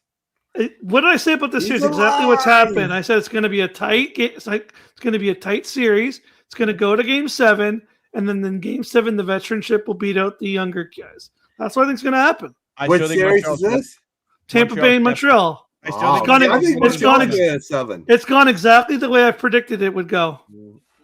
I do feel it hurt Montreal not winning Game 6 in Montreal. No, it didn't. No, it didn't. They're fine. They're fine. Montreal's going to win in 7. Okay. Jacob, are you going to freak out on here if they don't win tomorrow night? Is that what we're in for? A freak out from Jacob if they lose tomorrow? How they play, I call it out. I call it how I see it. If everyone shows up by Jacob tomorrow, we need to send a what do they call those? Welfare checks on Jacob. No, I don't think they will. Yeah. No, I don't think they're gonna. I honestly don't. I actually think it's gonna be one of those games where it's going to be like a 1-1 or 0-0 game going into overtime. I think it's going to be a really close game tomorrow. So guys, I want to ask you guys something. I honestly, I think this is, so I came across a video last night and I want to ask your guys' opinions on it. My fellow Leaf fans, Rick could also comment on this, but well, I mainly wanted these guys' reaction because they're also Leaf fans, but so I watched a video last night, and did you know? So they said that so this person was calling out Leaf Nation for booing their team. Just let me finish, because when they went to go watch a Sabres playoff game, and they had lost to the David Pastrnak goal when it was 1-0. It ended 1-0, so they hadn't scored for the whole game, and how she kept looking around to see, wait for Buffalo fans to boo when they weren't scoring, and it didn't happen. And so she made a video after calling out Leaf fans and saying, look, you don't need to boo every time there stumbles. In games. Yeah. Wait, so let me say what I'm going to say first. I want to get my opinion on this first before you guys lose your minds. Remember, guys, I didn't say this. I am giving you information somebody else said. So please do not jump on me for saying this. But so my opinion is that in certain cases, like I fully understand booing. Like, you paid for your ticket, you can boo if you want to, but I think it gets to a point where it's like, I think it depends on the situation. But if you're gonna boo for a whole game, but if you're gonna boo for an entire game, kind of shitty. But I don't know. Listen, I find it weird. I don't like booing if you're trying to encourage your team. I don't like booing. If that's what you're doing to try and pump your team up, it's pretty crappy. But if your team plays like garbage, I'm gonna go up to the coach and I'm gonna give him my business and tell him where to go. Yeah. 100%. Yeah, no, you're allowed to do that. Yeah. Better. If your team sucks, then yeah. If your team's playing like crap. Though, comparing Buffalo to Toronto and Nate's about to blow up here. The Buffalo Sabres have not. I know. Are in a very different position than the Toronto Maple Leafs are. Exactly. The Toronto Maple Leafs have had constant failure during this era. Buffalo's at the beginning of success in this era. No, but they have had failure. No, Adam, just hear me out. We're talking playoffs. We're not talking regular season. Playoffs? We're Buffalo fans. No, but Jacob. Jacob, I was just saying. No, but Jacob, dude, I'm trying to tell you something. But I'm just trying to tell. Okay, Adam. Jacob. I was just trying to tell you something. I was just saying that the Sabres, you could say, have had other failures. That's all I'm just trying to tell you. This soon. Oh, sorry. That's all I was trying to tell you.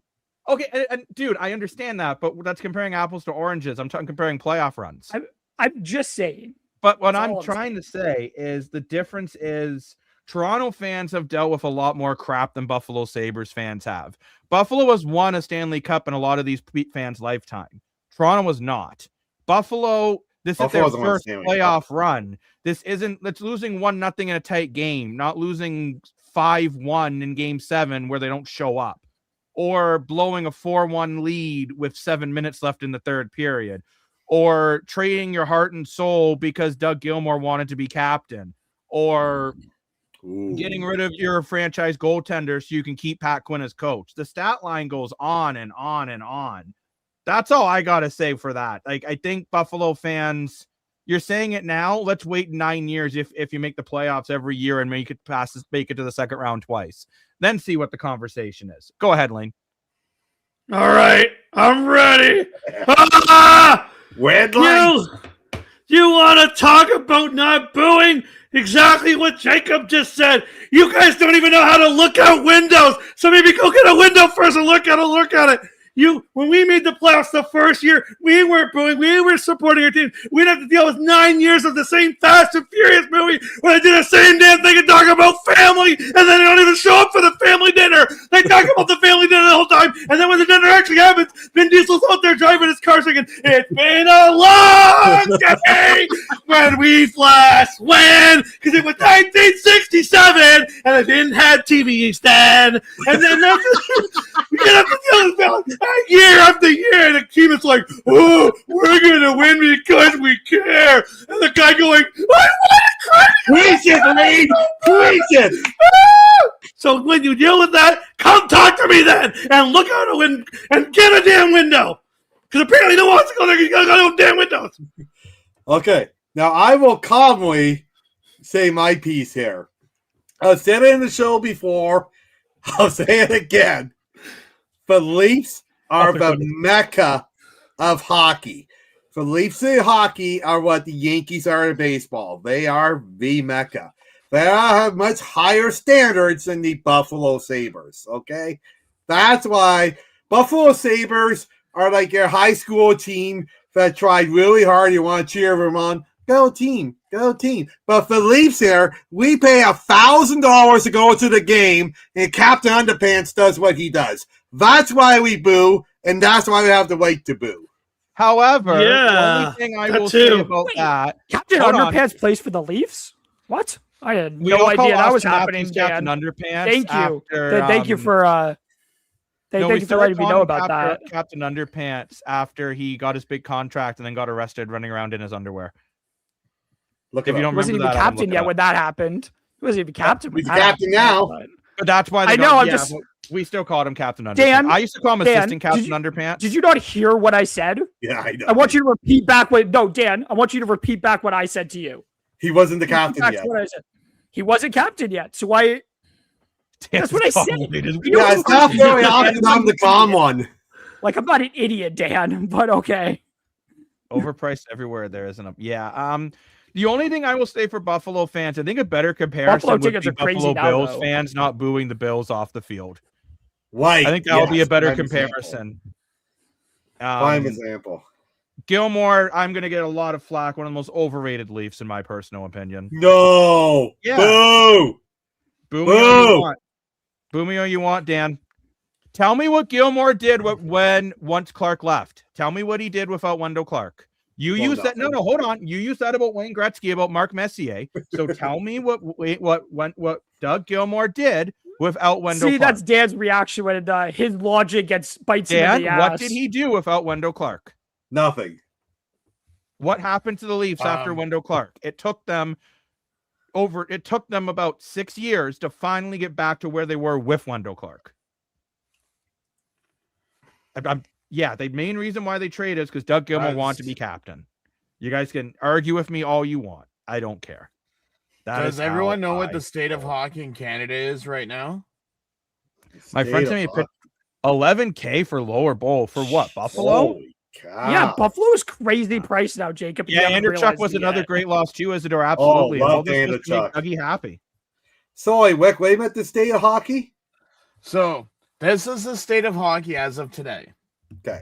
Oilers, windows closed. Just don't know it yet. McJesus is gone. Yeah. Sens Kachuk's leaving within 2 years. Yeah. Leafs are about to hire. I'm not even going to pronounce the guy's name. Jets, Hellebuck is gone soon. No one wants to play here. Flames and Canucks, early stage of rebuilds. Habs are the only hope. Yeah. I agree. Yeah, probably. Habs are definitely the best Canadian team. Yes, I agree. Blame it all Throw on him in a cannon and shoot him out, and he is the one to blame. Yeah. I don't know. It really depends with the Sundin and Adam. How do you pronounce the other guy's name? Cheka. I think it is. Cheka. I'm just going to call him Steve. Cheka. John Cheka. You know, we're just going to call him John. What really depends with Sundin and John is if Sundin tries to control it the way the Shanahan plan did. And number two, will John make trades that are smart, or will he just kind of make a mediocre team and then never get it over the hump like he did in Arizona? He made some good trades, to be fair. He made some decent trades. He made some he picked Clayton Keller. Appreciate it. Hey guys, he picked Clayton Keller, to be fair. He made some good selections and also red-handed and the cookie but jar. also remember, guys, he was 26 years old when he first got hired. He was young. But like I could see it being okay. Everybody wants the Leafs to try something different. They're trying something different, and now everybody's going to complain about this. But it's not trying something different. I don't even care Shannon anymore. do this over again. Yeah, I do. Go ahead, Lane. They're trying something at least. Like, go ahead, Lane. I will say I actually was listening to the radio, and they had a guy, I forget his name at the moment, but he used to work in Arizona. Like he used to work in the Arizona organization when John Cheka was there.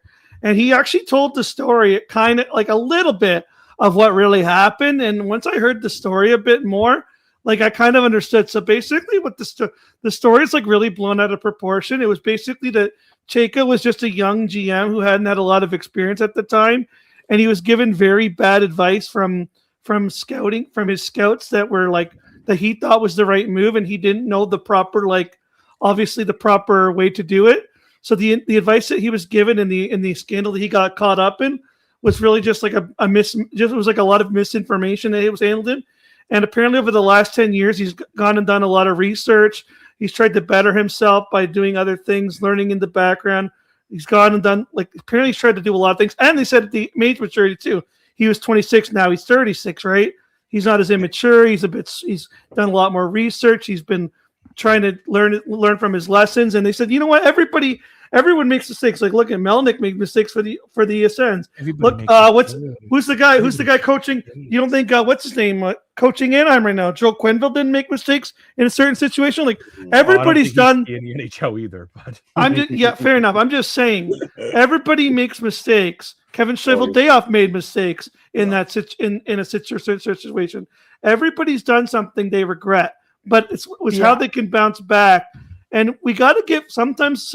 I'm not saying it always is there, but sometimes second chances are deserved.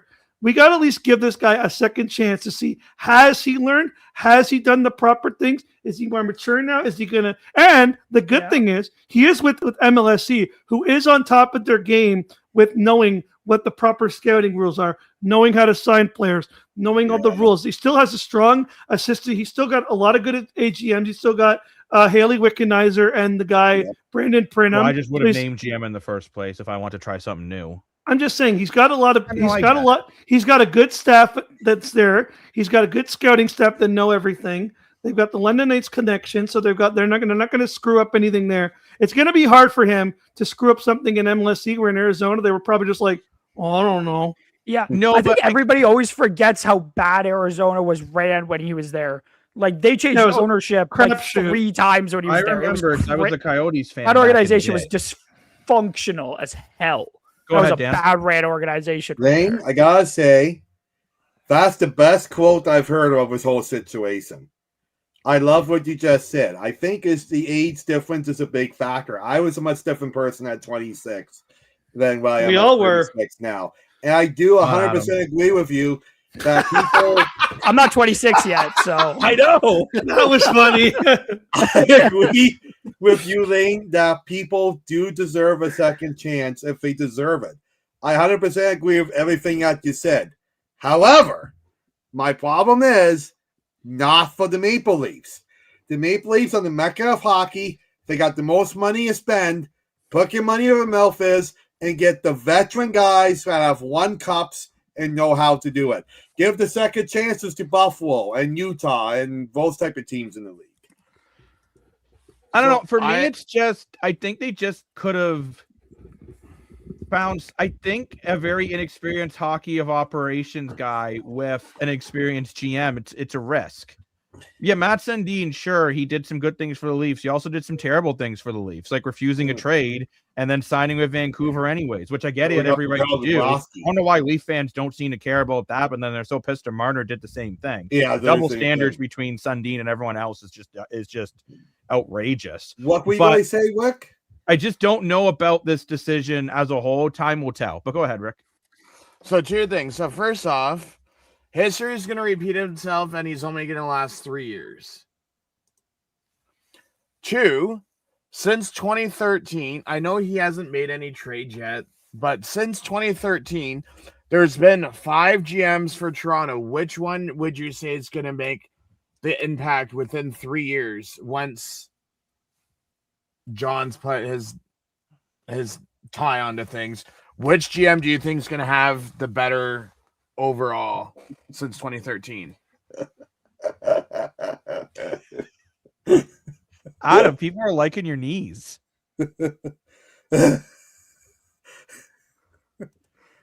Sorry, Rick, what was it? Rick, I'll answer you, Rick. Actually, no one is going to like this. No. Okay, so no one's gonna, just to repeat my question. So let's say this John guy lasts 3 years. Okay, I know he hasn't made any trades. Thanks very much, Spot. But out of between him and the last 4 GMs, who do you think is going to leave the greater time on the Toronto team? So, just to give you a little bit of history, Dave Nonis was 13 to 15. I forgot about him, yeah. Oh, yeah. Lou Lamoriello was 15 to 18. Dubas was 18 to 23. Brad Trey Living was 23 to 26. And now John's going to be 26. I'm going to say to 29. Because you forgot about Dubas. Did you say Dubas? He did say Dubas. He did. So, which one of the 5 do you think is going to have the greatest? I'd say, I don't want to say positivity, but over the period of their tenure, who do you think is going to be? It's Kyle Dubas. Kyle Dubas did get this team to 2 second-round appearances. Maybe if he wasn't handcuffed, which some people like being handcuffed. I don't think he was enjoying it. But maybe some people like it. You never know. Maybe, that's why I said Dan, some. But maybe if he was able to make the trades for Marc-Andre Fleury back when he was trying to make the trade, it might have worked. And maybe he was able to get Brandon Hagel. Dubas, but he brought in, if you look, he brought in Luke Shen, Ryan O'Reilly, Jake Muzzin, Nick Foligno, Patrick Marleau, Joe Thornton, Jason Spezza. He made so many Jack Campbell, who gave a couple really good years in Toronto. Say what you want about Kyle Dubas. He built a really good team. You're not. He didn't bring in Freddie. That was Lou. Oh, was it? Sorry, my bad. What I'm going to say too is it's the playoff format that really hurts teams like Toronto because they're in such a tough division versus Vegas gets a cakewalk. But no, I would say that maybe for me, Kyle Dubas had the most success, and I think Kyle Dubas will always be, fans will wonder what could have been if he was allowed to just be the GM. Go ahead, Dan. I have an off-the-wall answer. Oh, good Lord. Mine is Uwe Morello. Because I love the fact that he was so old school and no nonsense, and he brought a whole different attitude. He didn't bring the most players, he didn't bring the all-star players, but he brought the most attitude and non-BS with the team. There was no excuses. Whether if you were William Nylander or Matt Martin, you had to put in the same amount of effort. You had to follow the same rules. Like, for example, cutting off your hair, right? And doing a dress code and, showing up to all the practices on time. And he put superstars accountable. I give him a lot of credit for that. Dan, you're being called out here, by the way. Sorry, Lane, and then I'll get to you. Yeah. Montreal is the greatest franchise at the best fan base. Stop saying the Leafs are the mecca of hockey. Toronto just has the sports networks. That's a fair point. That is a fair point, 100%. But I just mean because Toronto has a sports network and Toronto is the biggest city. It's like the Yankees in baseball. It's like, the Yankees compare to Boston, right? Boston might have better fans than the Yankees, but Yankees will be always known as the mecca because it's in New York. But go ahead, Dan. Lane. What? Go first, Lane. I'll say. No, it's okay. Go. I'll be long, so go say your thing first. Okay. Well, Dan, I was gonna actually say I don't agree with you saying Lou Lamoriello just because he's old school and that's cool and stuff, but his methods, the way he runs an organization, that stuff that ran its course before he came to Toronto, if I'm being honest. And I think a lot of what you said really came down to how Mr. Mike Babcock ran the team, and he didn't run the team exactly. He didn't do a good job either. I don't think Lou Lamoriello. I think he did what he was brought in to do. That's what he did. But I don't think he made a lot of good choices, like hiring back Mike Babcock. That did turn out very well with his massive contract that he signed. Mm-hmm. And I don't think there was, I don't know. I think a lot of the positivity I feel from that time came from Kyle Dubas, of course, more so than Lou Lamoriello. Yeah. What do you think? But I also wanted to hop on Jacob's back here with Kyle Dubas. And I know this is going to sound like a really bad, this is going to just sound like people trying to cope with it. But at the end of the day, the truth is the truth. Yes. Did he sign a lot of bad contracts here in the beginning? Yeah. But also he didn't think was going to happen. Did you could tell me if you honestly believe that you thought the NHL was going to shut down growing for 6.5 years where the cap was not going to exactly my point. No. Everyone's like, well, he signed all these expensive contracts. Yeah, because as a GM, this guy, you got to forget this. Everyone seems to forget this. Kyle Dubas was one of the GMs and the people. It was him, Brandon Prinham, and a bunch of John Chayka, actually, which is funny enough, who wrote the salary cap and all the rules for the salary cap when they first came in. Like all the salary cap you're seeing now and all the rules and all the LTIR, it's all been written by guys like John Chayka, Kyle Dubas, and Brandon Prinham, who were actually on the salary cap board. So when Kyle Dubas was in the job for the Maple Leafs, he had an idea. He may not have known the exact numbers, but he knew the numbers that the league was going to grow by every year for the salary cap to increase because he knew the business operations. He knew what the floor was. He knew all those numbers because he worked with the guys who made the documents to get the salary cap to where it is. And then we had a thing where the NHL was like, well, I won't say the word why. We had 6 years where the NHL was like, we're not making money anymore, so we can't grow the cap. So unfortunately, all these percentages that were 12, 15, 15% of the time would have gone to 10%, 8%, 7%, which would have given the team, when he made the moves, more money to bring in the guys that the Leafs were missing for every single year of those deals. Now, I know what you're going to say. Should they've traded somebody? Absolutely. Should they have stuck with the plan? Probably not. I'm going to 100% agree. That was mishandled horribly. But when he set up whatever they tried to set up, had a good thought. It just never got past the part where they kind of, it was like building a house. They kind of got the house. They made all the plans for the house. They built half the house. Then half the house kind of fell down. They're like, well, let's just keep this, just keep what we have instead of trying to build a house. Exactly, dude. Hey, what you're obsessed with before, but Lane, you make good points. Dubas did what the best he could with the situation he was handed. He should have traded somebody though. Yeah, what was it like? Could he have made those trades? No, because Shanahan wanted to stick with his plan. But I think Dubas did, despite what a lot of people, I think a lot of fans like to think. I think Dubas did a phenomenal job. I'm interested to see how the new guy does, because he's similar to how Kyle Dubas thinks. And I think that will be very interesting to see how he does. I say we give him a chance before we judge the guy. Like he made ill mistakes for a guy who was in his first real NHL job. He was assistant GM for like a year before he was hired as the guy. And it was, I think he had a lot of inexperience, and he was given bad advice. Ownership was very rocky when he was there. And I'm very interested to see how he does in an organization that has at least ownership figured out. Everything else is very shaky, but it's like, I'm interested to see how Matt Sundin does in the new job. That there's new guys, but I think despite me kind of wanting somebody in the organization, maybe a Haley Wickenheiser, maybe a Jason Spezza, I would have loved something like that. But I would have much. I like the decision that has been made. It is what has been made, and it is true. I am very interested to see how things do, but knowing parts of this fan base, they're all going to freak out because we hired a guy who used to work for the Coyotes. Are you okay, Everybody's going to freak out. Yeah, sorry.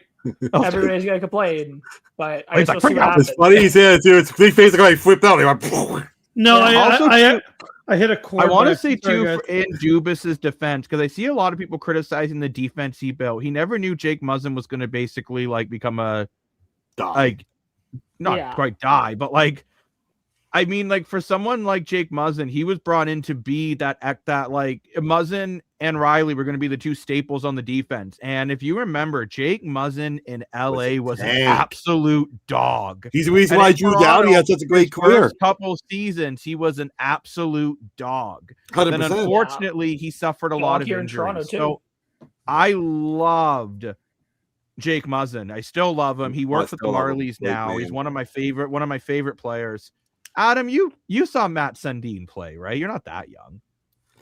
Not that I remember. Wow. No, was it like I'll say because to be fair, my memory is just bad in general. But like the first season I actually legit remember is the season I legit was the Winter Classic year when we played Detroit. So that was what, right? Okay. 14? That's the first year I remember watching Game 7 against Boston in 2013. Oh, poor you! But no, I don't remember Matt Sundin playing because it's not something I remember vividly. Well, Sundin left in 2006, so I should have been what? 3? Yeah, so I was 4. I was in the build. Definitely not. I was 4 when that man left. One thing I will say for the Leafs, and I'm very happy they thought at least this far ahead. They brought in a GM before the draft lottery, so if they have if they do have a first round pick, they can figure out what to do about it. And the combine. And if they don't have one, they can figure out if they want to make moves to get one.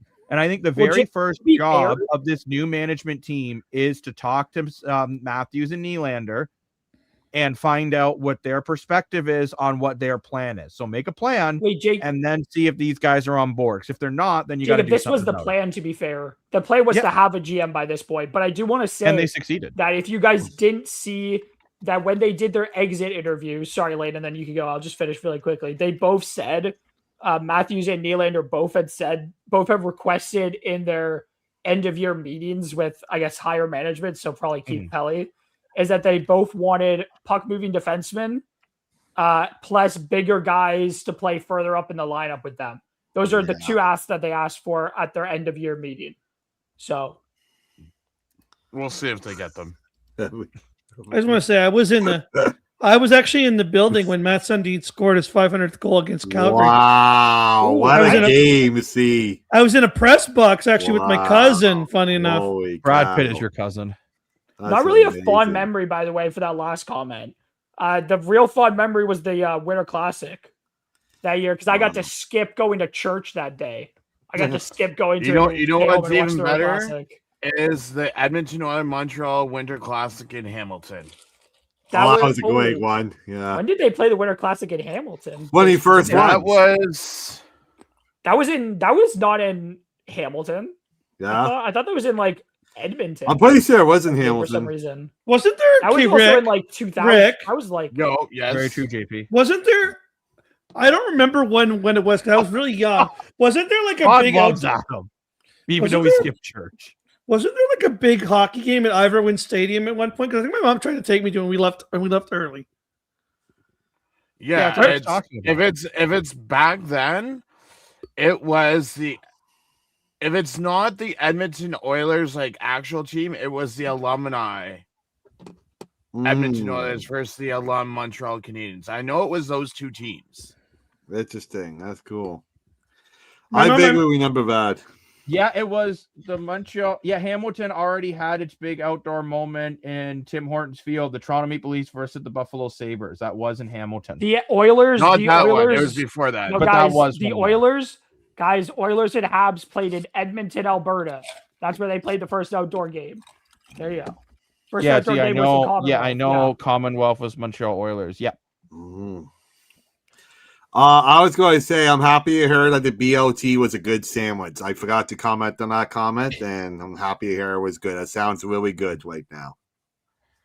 But no, let's see. Though what Montreal can do tomorrow. I really hope they get the job done. I know I've seen a good game. I'm not going to be one of those Leaf fans that cheers against Montreal. No, I like Montreal. Montreal gets it done. I don't think we've been super negative to Montreal, and as a whole on this show, I think we've been pretty fair. I could be very negative about Montreal, but I like a lot of Montreal's players. I watched last night's game with my best friend, one of my best friends who's a Habs fan. Like I watched the game, and because I know Key asked that I was the one who was cheering for Tampa, and I had Tampa winning the series, but that doesn't mean I was cheering for Tampa. I wasn't cheering for either team, and if I was, I wouldn't really admit to cheering for either team on this podcast. It's one of those. I think you can predict one team to win and hope another. Like for example, I thought Vegas was going to win Game 6. I desperately wanted Utah to win Game 6. Oh yeah, for sure. Yeah. Dobson is ready. Who comes out? Let me. I don't. Like hot take. I don't think you put Dobson in for Game 7. Oh, I don't do. Think you want him in that. I am. So can I give my reason? Sure. Yeah, but I just think at this point of the series, you played so well last night. Why change up the lineup?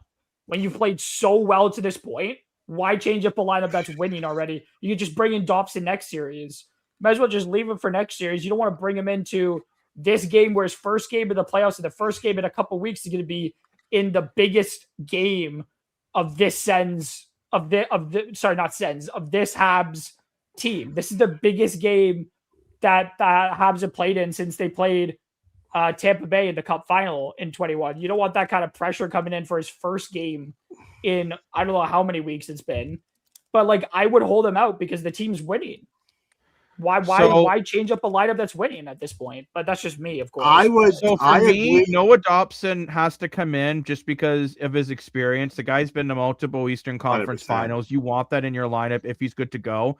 And if you're taking someone out, I'm just looking at the defensive pairings again. It's 100% Jaden Struble. That's what I was going to say. Yeah, but you bring in Noah Dobson, so you can put not Dobson with Hudson, and then you go back to Gooley and Jackeye as your physical, really physical. What a great shut down pair. And actually, I see you're saying this. I see the same thing here in the comments. Or Struble, and actually, Adam, I'm surprised you two are agreeing. No, but anybody should agree. Game 7 is a tough game to come back for. I'm not being stupid or something and saying something dumb. I'm making perfect sense. I just think Noah Dobson can handle it. That's all. But go ahead, Dan. I didn't mean to cut you off there. I apologize.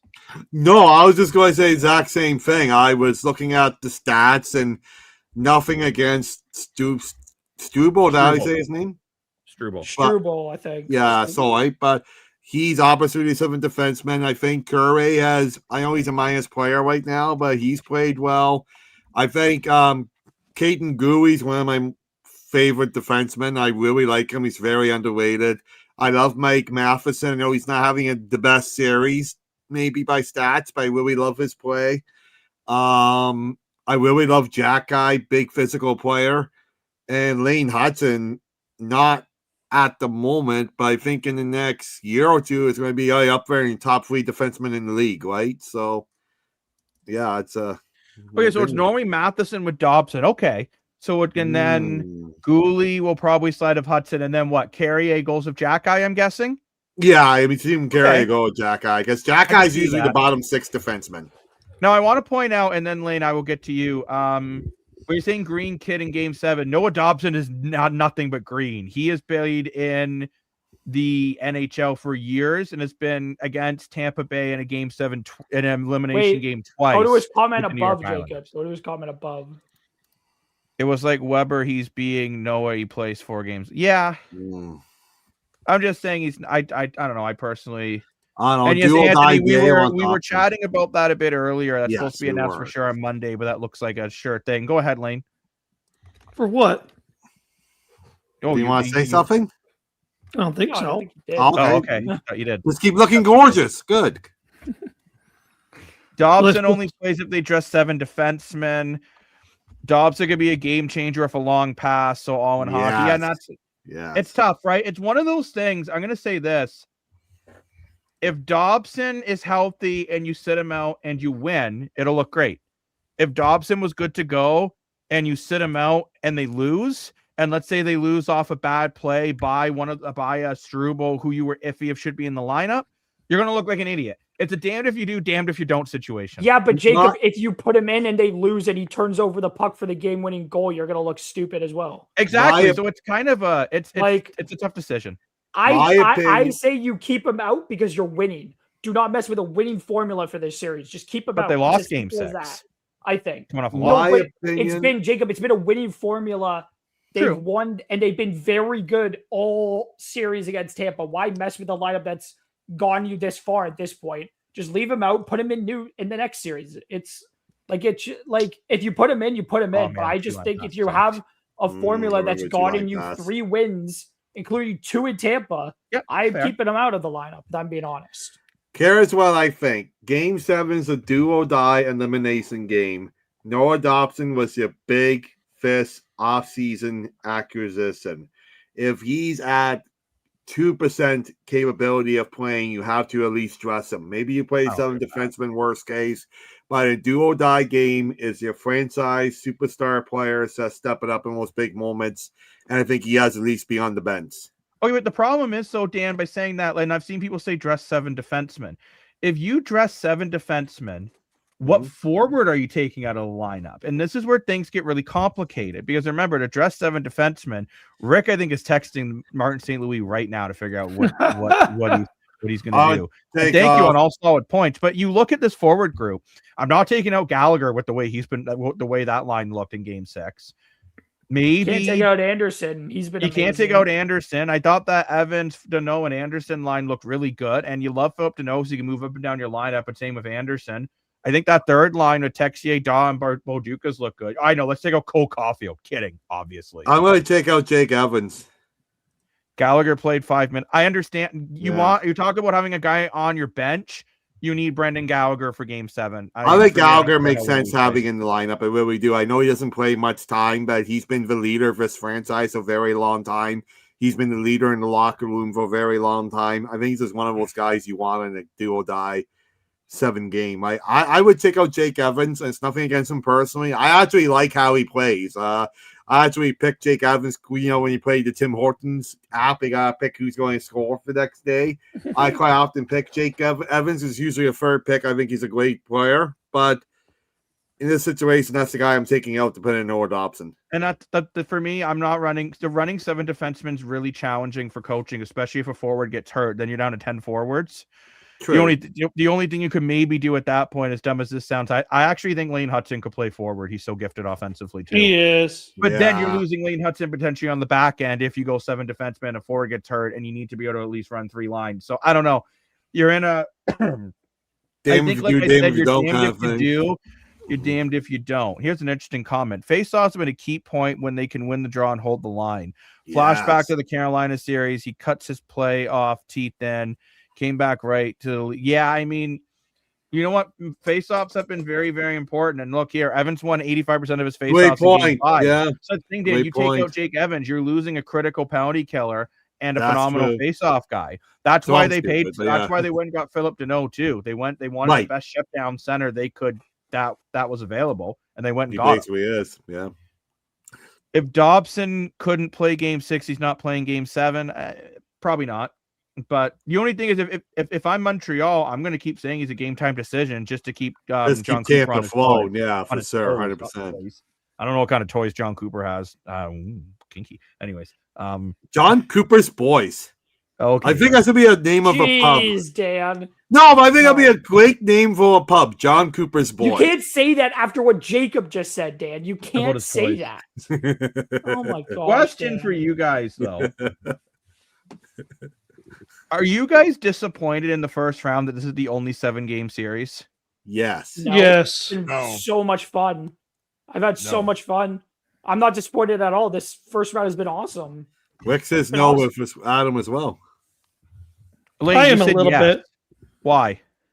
Just thought there'd be more. I really wanted to see Minnesota Dallas Game 7. Seeing Vegas in a Game 7 would have been fun, but guess that didn't happen. I thought it would have been fun to see Crosby make Game 7 just to see. True. Lane, do you know why it didn't go Game 7? Which one? The Dallas-Minnesota series? Because Minnesota's a better team. Because there's a god in Minnesota named Quentin Hughes. He is a god. And Quentin Hughes is a game breaker. Gallagher plays in the fourth line. Well, according to Daily Faceoff, I mean, it's Demidov with Newhook and Gallagher on the second, which I think that line changes throughout the game. So I don't know. We'll see. Yeah, I think what he's saying is he also had like 7 different lines. Tampa Bay they ran 7 guys different off lines in the first period last game. Yeah. There's no lines. They just Gallagher kept running different lines all four game. games. I understand. I just think in a Game 7 you want Brandon Gallagher on the I team. think so. Yeah. But maybe he's the guy you pull. I don't know. I personally wouldn't run Maybe 7 you do, defensemen. maybe you don't. Come see, come saw. I wouldn't run 7. There's only one coach I've seen run 7 defensemen in the playoffs and have a lot of success with it. That was John Cooper. I just pulled up Daily Faceoff, guys. Sorry, that's what it was. Although funny enough, if you do, I watched all of Game 6, and there was at times where Gallagher was out there with Demidov briefly. It was at one point it was Gallagher, Deneau, and Demidov, which was a very odd combination. That's not a comment. That's not a comment for off the ice. But I think that's probably everything we wanted to cover this evening. I think so. We did in under 2 hours. Good for us. Yes. One last thing, Jacob. No, we didn't. hold on. No, this is just a yes or no answer. Just a quick hit. It won't take 7 minutes to answer this. You never know of us, Rick. With the new GM and management coming in, does John Gruden keep his job as Marley's head coach? Oh, good question. He should. Why would he? Oh. Yes. Well, we're thinking in theory you can step him up to the know. NHL coach, right? But that's not what And he then said. That's not what he asked. He just said, "Does John Gruden keep his job?" And Not the answer is tonight. I don't I know. just said, does upper management keep We did talk John some Gruden CFL as the tonight. head coach?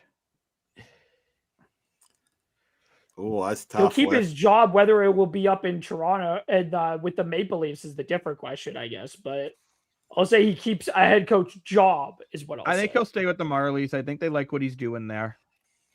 I think they like him where he is. What do you think, Dan? Oh, that's really tough. I could actually easy. see them moving him to the Leafs and then moving Mark Saradano, who's an assistant coach of the Maris, as the head coach of the Maris. It's a good idea. Okay. You think 1 year into being assistant coach, he's going to be the head coach For the Like Maris, AHL yeah, team. 100%. Dallas had 1 Andre year in into the being net. a coach? He's never coached before until this I year. think that's actually for playoffs. I think that's pretty fair. I think Andre is an overrated playoff goalie. I think Yeah, I that's a agree fair with that. statement. I said that the other night. He Habs did. weathered the storm. Okay, we'll see. Which we will be definitely on for that. And go Montreal game. Raptors. Yes, Raptors, go yeah. Raptors. Okay. And what we say, one last Lane? thing I didn't mention, and as to me, I will be having my rookie camp preview out on Tuesday. Oh, sick. Because it's Yes, I will say, rookie guys, camps open on Wednesday. Stampeders. Oh, you sold popcorn and Pop at McMahon Stadium. Very nice. How weird? Cool. How weird is it that they call the stadium McMahon Stadium and Dante McMahon plays for the team, but they call it McMahon Stadium, but he calls his name McMahon, same spelling. Right. That's so weird. Wow. And I will say, guys, as much as we've been saying, subscribe to our channel, like and share videos, and obviously, please do. But also, head over to Rick's channel at Hamilton Sports Central. He does a phenomenal job. We do some collaboration videos. I'm sure we'll be doing a lot more of them coming up. You didn't notice. What? What is the Fight Cancer Walk? Yeah. Very nice. Yep. That's my sick. from last year. Yeah, but that we will be taking part in the CFL Fight Cancer Walk again. Wick and I, Wick competed the whole thing. Unfortunately, I did not because my cerebral palsy, my bad foot caved in. But more money. But we do walk from BMO Field in Lakeshore, downtown Toronto, in a span of 4 days to the Ticats stadiums in Hamilton, 65-kilometer walk. Actually, Ticats tailgate area. Sorry, my bad. Tailgate area. It was 65-kilometer walk, and we raised money for different. Last year, we raised $12,000. That's right. Yeah, huge year back here. So maybe we can hit the magic 15,000 this year. So we'll be talking about that quite a bit throughout the CFL season when that gets going. On Labor Day, we do that. So I do want to say now, Jacob, you can end it good with walk. under 3 minutes. You know what's a phenomenal Thank thing you. Thank you. Kudos. Thank you. So it's raising money towards CFL Fans Fight Cancer, and we all know cancer is a worthy cause. Everyone knows someone who is affected by cancer within their lives.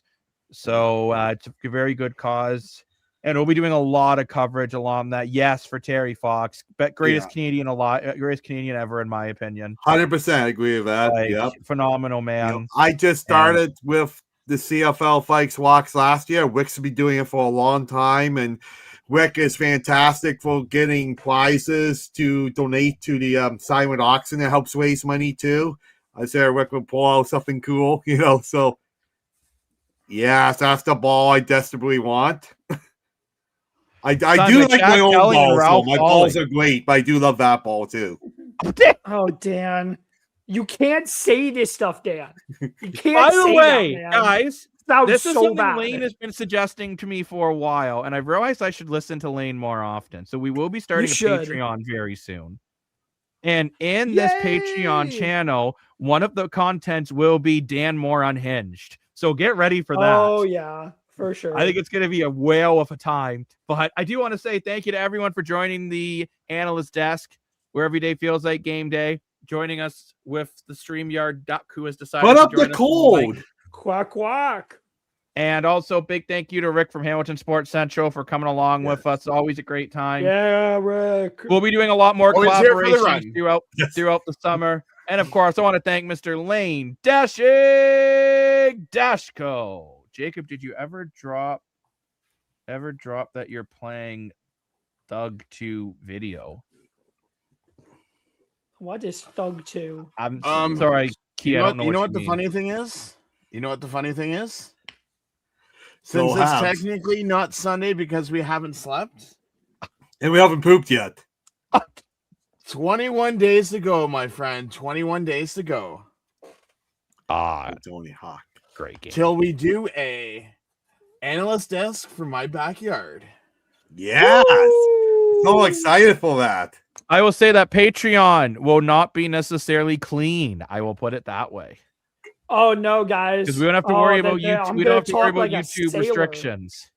Man, I'm gonna talk like a sailor when that happens. Trust me, Adam will have a segment on that. We'll all have segments on. It's gonna be a great time. But I want to thank everyone for joining us at the Analyst Desk. Keep your eye open for the Patreon.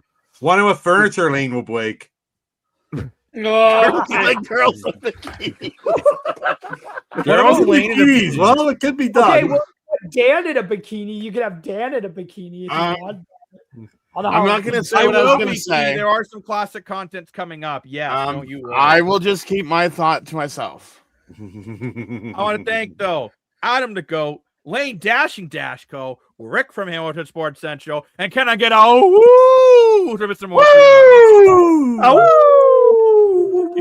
It's time to dance to the outro, ladies and germs, boys and girls, everyone around the whole wild world. Have a great evening, morning, afternoon, whatever freaking time zone you're in. Whatever you are. Quack, quack. See you guys on the next one. Bye-bye. Bye. It's the Analyst Desk. Welcome to the show. It's the Analyst Desk. Yeah, in case you didn't know, it's the Analyst Desk.